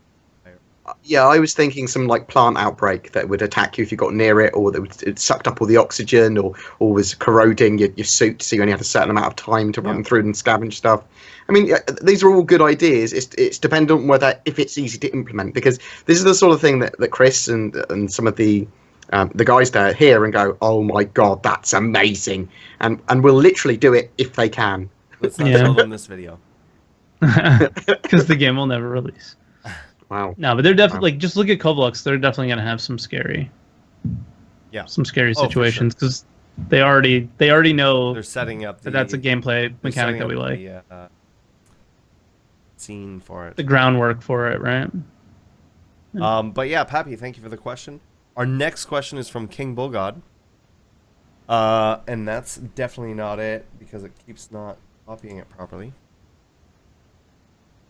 So our next question from King Bullgod is, while creating the landing zones is still in the backlog, I'm still curious how many landing zones they'll be able to roll out once they go full steam on it.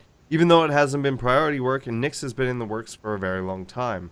How quickly do you think CIG eventually will be rolling these out? How many landing zones were planned to release again? Well, he did mention. Okay, so here's one of the things that came out of the BBC Click thing was Squadron 42 in 2016. Cross our fingers, and then around the time Squadron 42 is released, we may have I think he said a few systems to travel to and from. So late 2016, a few travels in his mind, and we've always been delayed a little longer than Chris's mind, is a few right? I mean it's just history now at this point. So I think we can kind of just say that will most likely be the case, is we'd have a few systems to travel to and from the end of 2016. Once Squadron 42 is done, you now have an entire office completely dedicated to making those systems and all those things happen, right? So as soon as that's done, it's just going to be boom, boom, boom, boom, boom, boom, boom. Forget about it. Well, as soon as the Squadron 42, as soon as the Squadron 42 structure's there, it's so much easier for them to do everything. And then you just have an office that's not dedicated to the single player game anymore. Yep.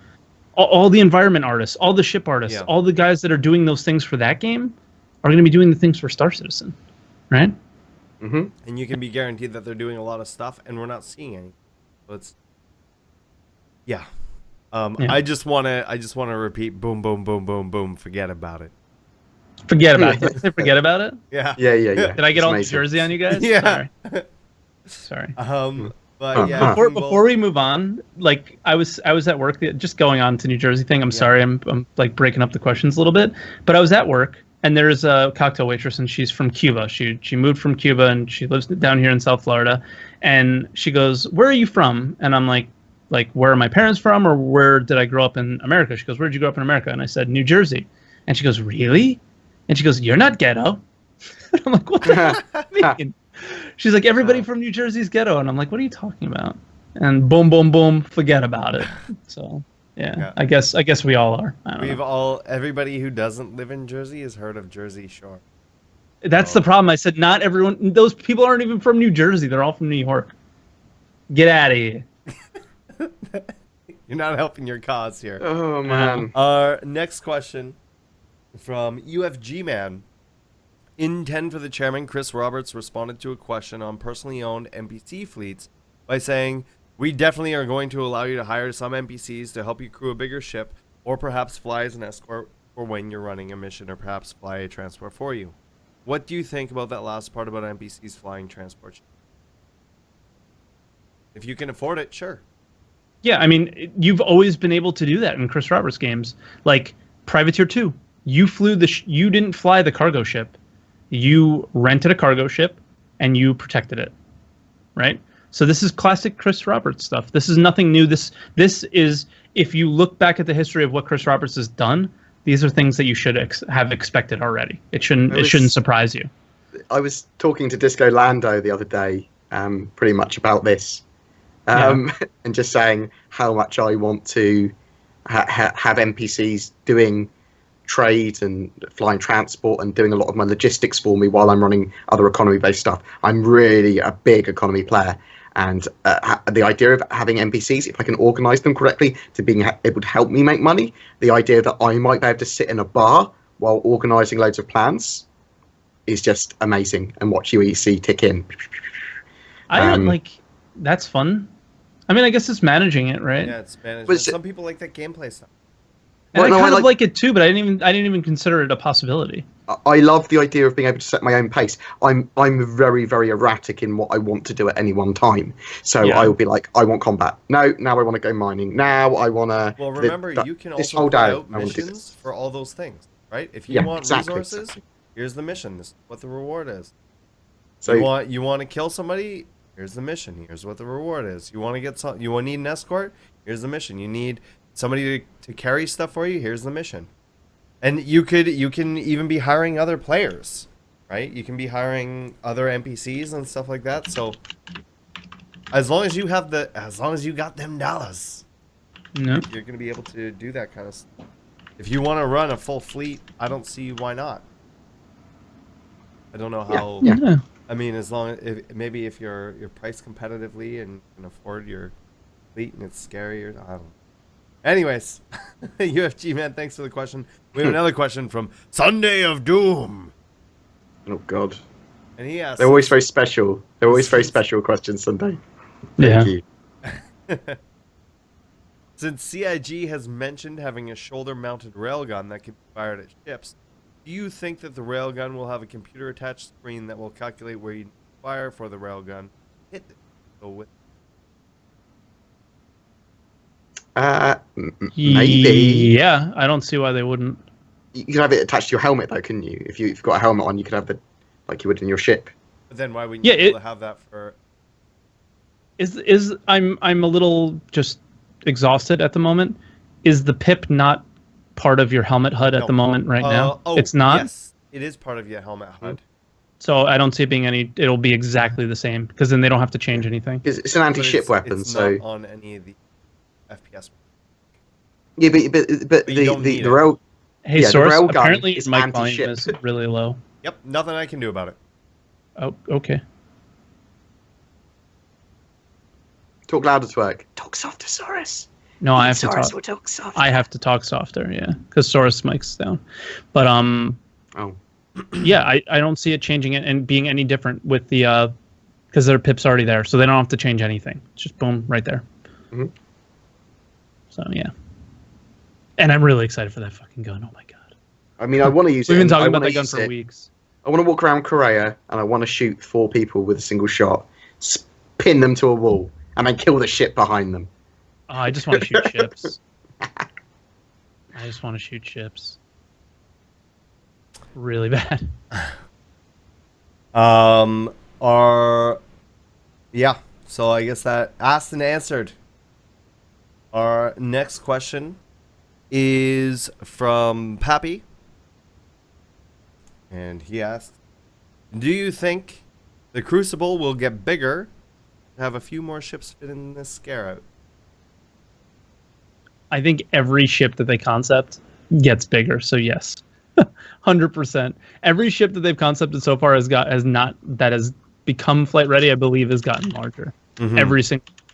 So probably, and maybe just because, all right, well, we have the Hornet in there, and we want this arm to be this way, and it doesn't really fit, so we can't move it all the way around. So it might get a little bit bigger, and then you can fit another ship in there. I don't think it might not get significantly bigger, so you can fit more, like multiple ships, but. Right. I can imagine that. Like if you go back and watch the interview that we had with like Chris Smith and Josh Coons, they always said like when things go from concept, the concept guys don't think about how this little piece is going to move. They just said that looks cool. And then when they get on their hands on it, they're like, well, this doesn't quite work, so we need to make changes to it. And typically it seems like those changes are let's make it larger, right? Yeah. So yeah, I'd say yeah. I'm hoping that it stays its concept size because it's all supposed to be do with its little robot arms. Yeah. And it should only really be able to fit a Hornet Max because that's it's almost what it's designed for. Side of it, but it will have that latticing. Remember, Yeah, Like, it has and the little latticing ones. for It's larger ships. Yeah, so you won't think need to kind fit larger ships in there. I think whatever the largest single-seater ship ends up being, that's what it should fit in it. I don't know. I like the idea that they've made it the same You think specifications as Sabre the Hornet because it's Oh, they're both because anvil. because it's an anvil ship. Yeah. Okay.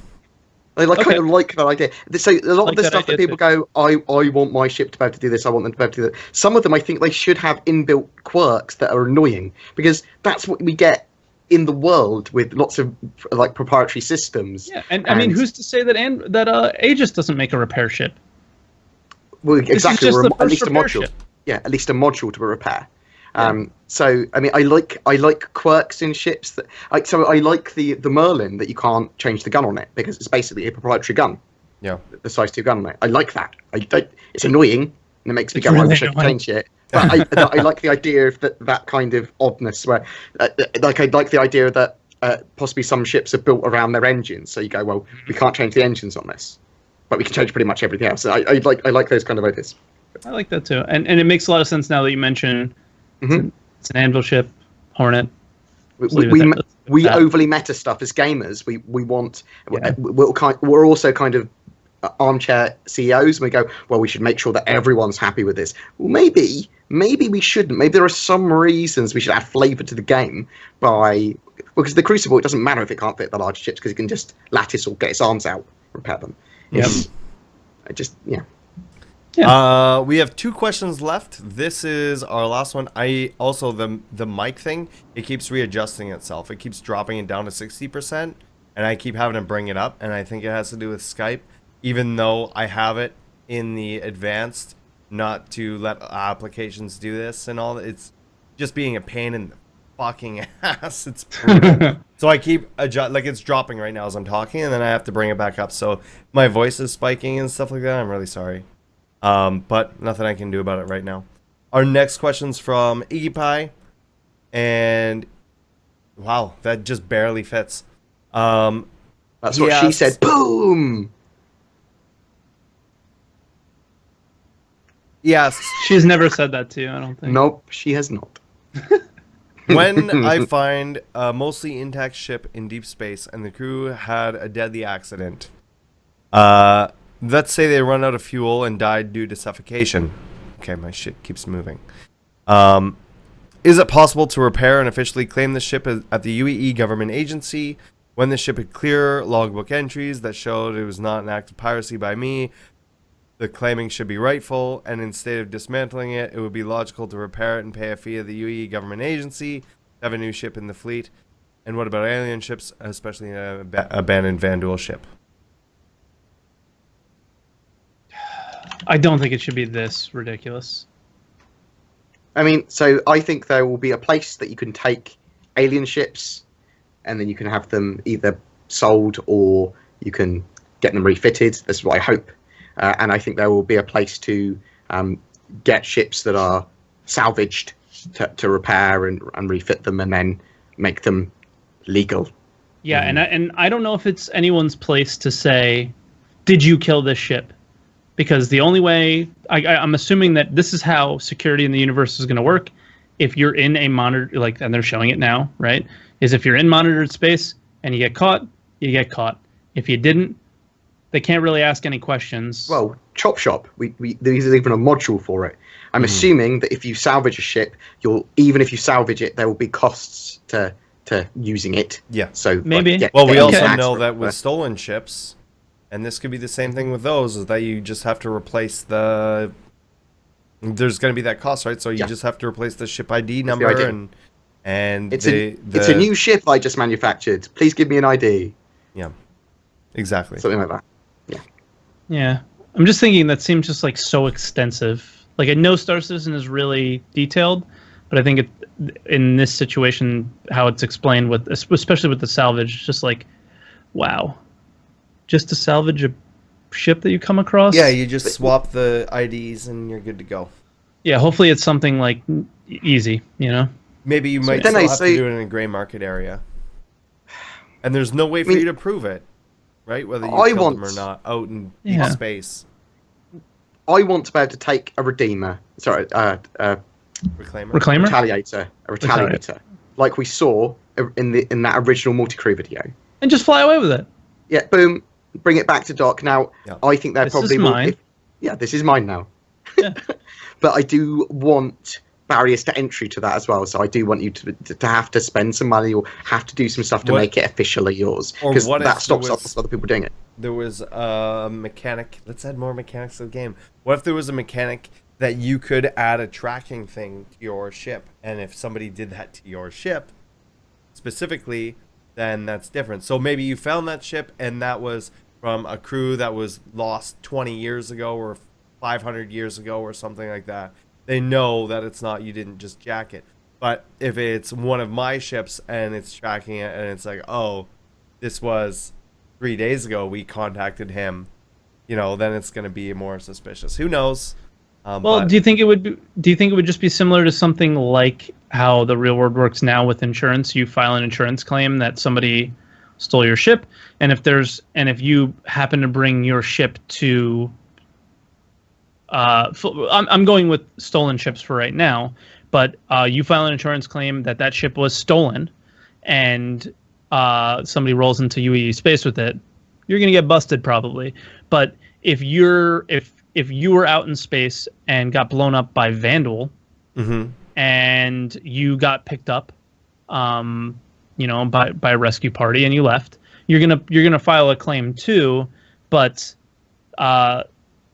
that stuff typically ends up in a junkyard, right? If your ship is so if the claim's filed that the ship was blown up, and I'm assuming that those things will likely automatically happen within the game, that whoever salvages it just gets to salvage it.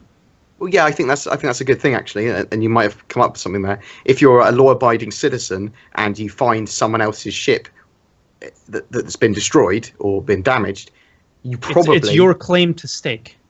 Well, maybe it's not. Maybe if it's got an insurance claim on it, it goes, no, the insurance company wants it.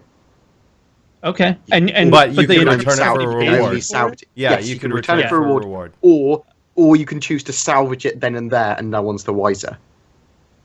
But you might not be able to bring it in and go, I want my new ship that I just found. You could just give them the coordinates of it or something. Yeah. Yeah. I like the idea of the reward thing. So yeah, I think that's a good way to do it.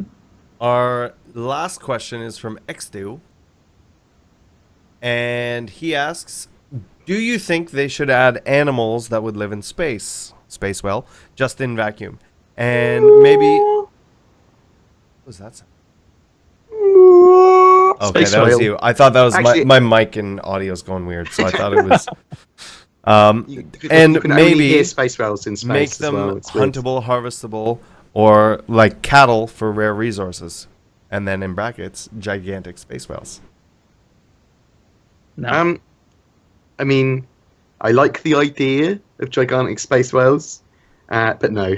I think this would work well with that race I was talking about earlier. That's kind of like the Matrix, but they wouldn't be biological. Yeah, like, or even even the biological ships. But I guess it would work with both. But the biological ships are kind of like their own creatures, and like if the mechanical things were just flying around in space.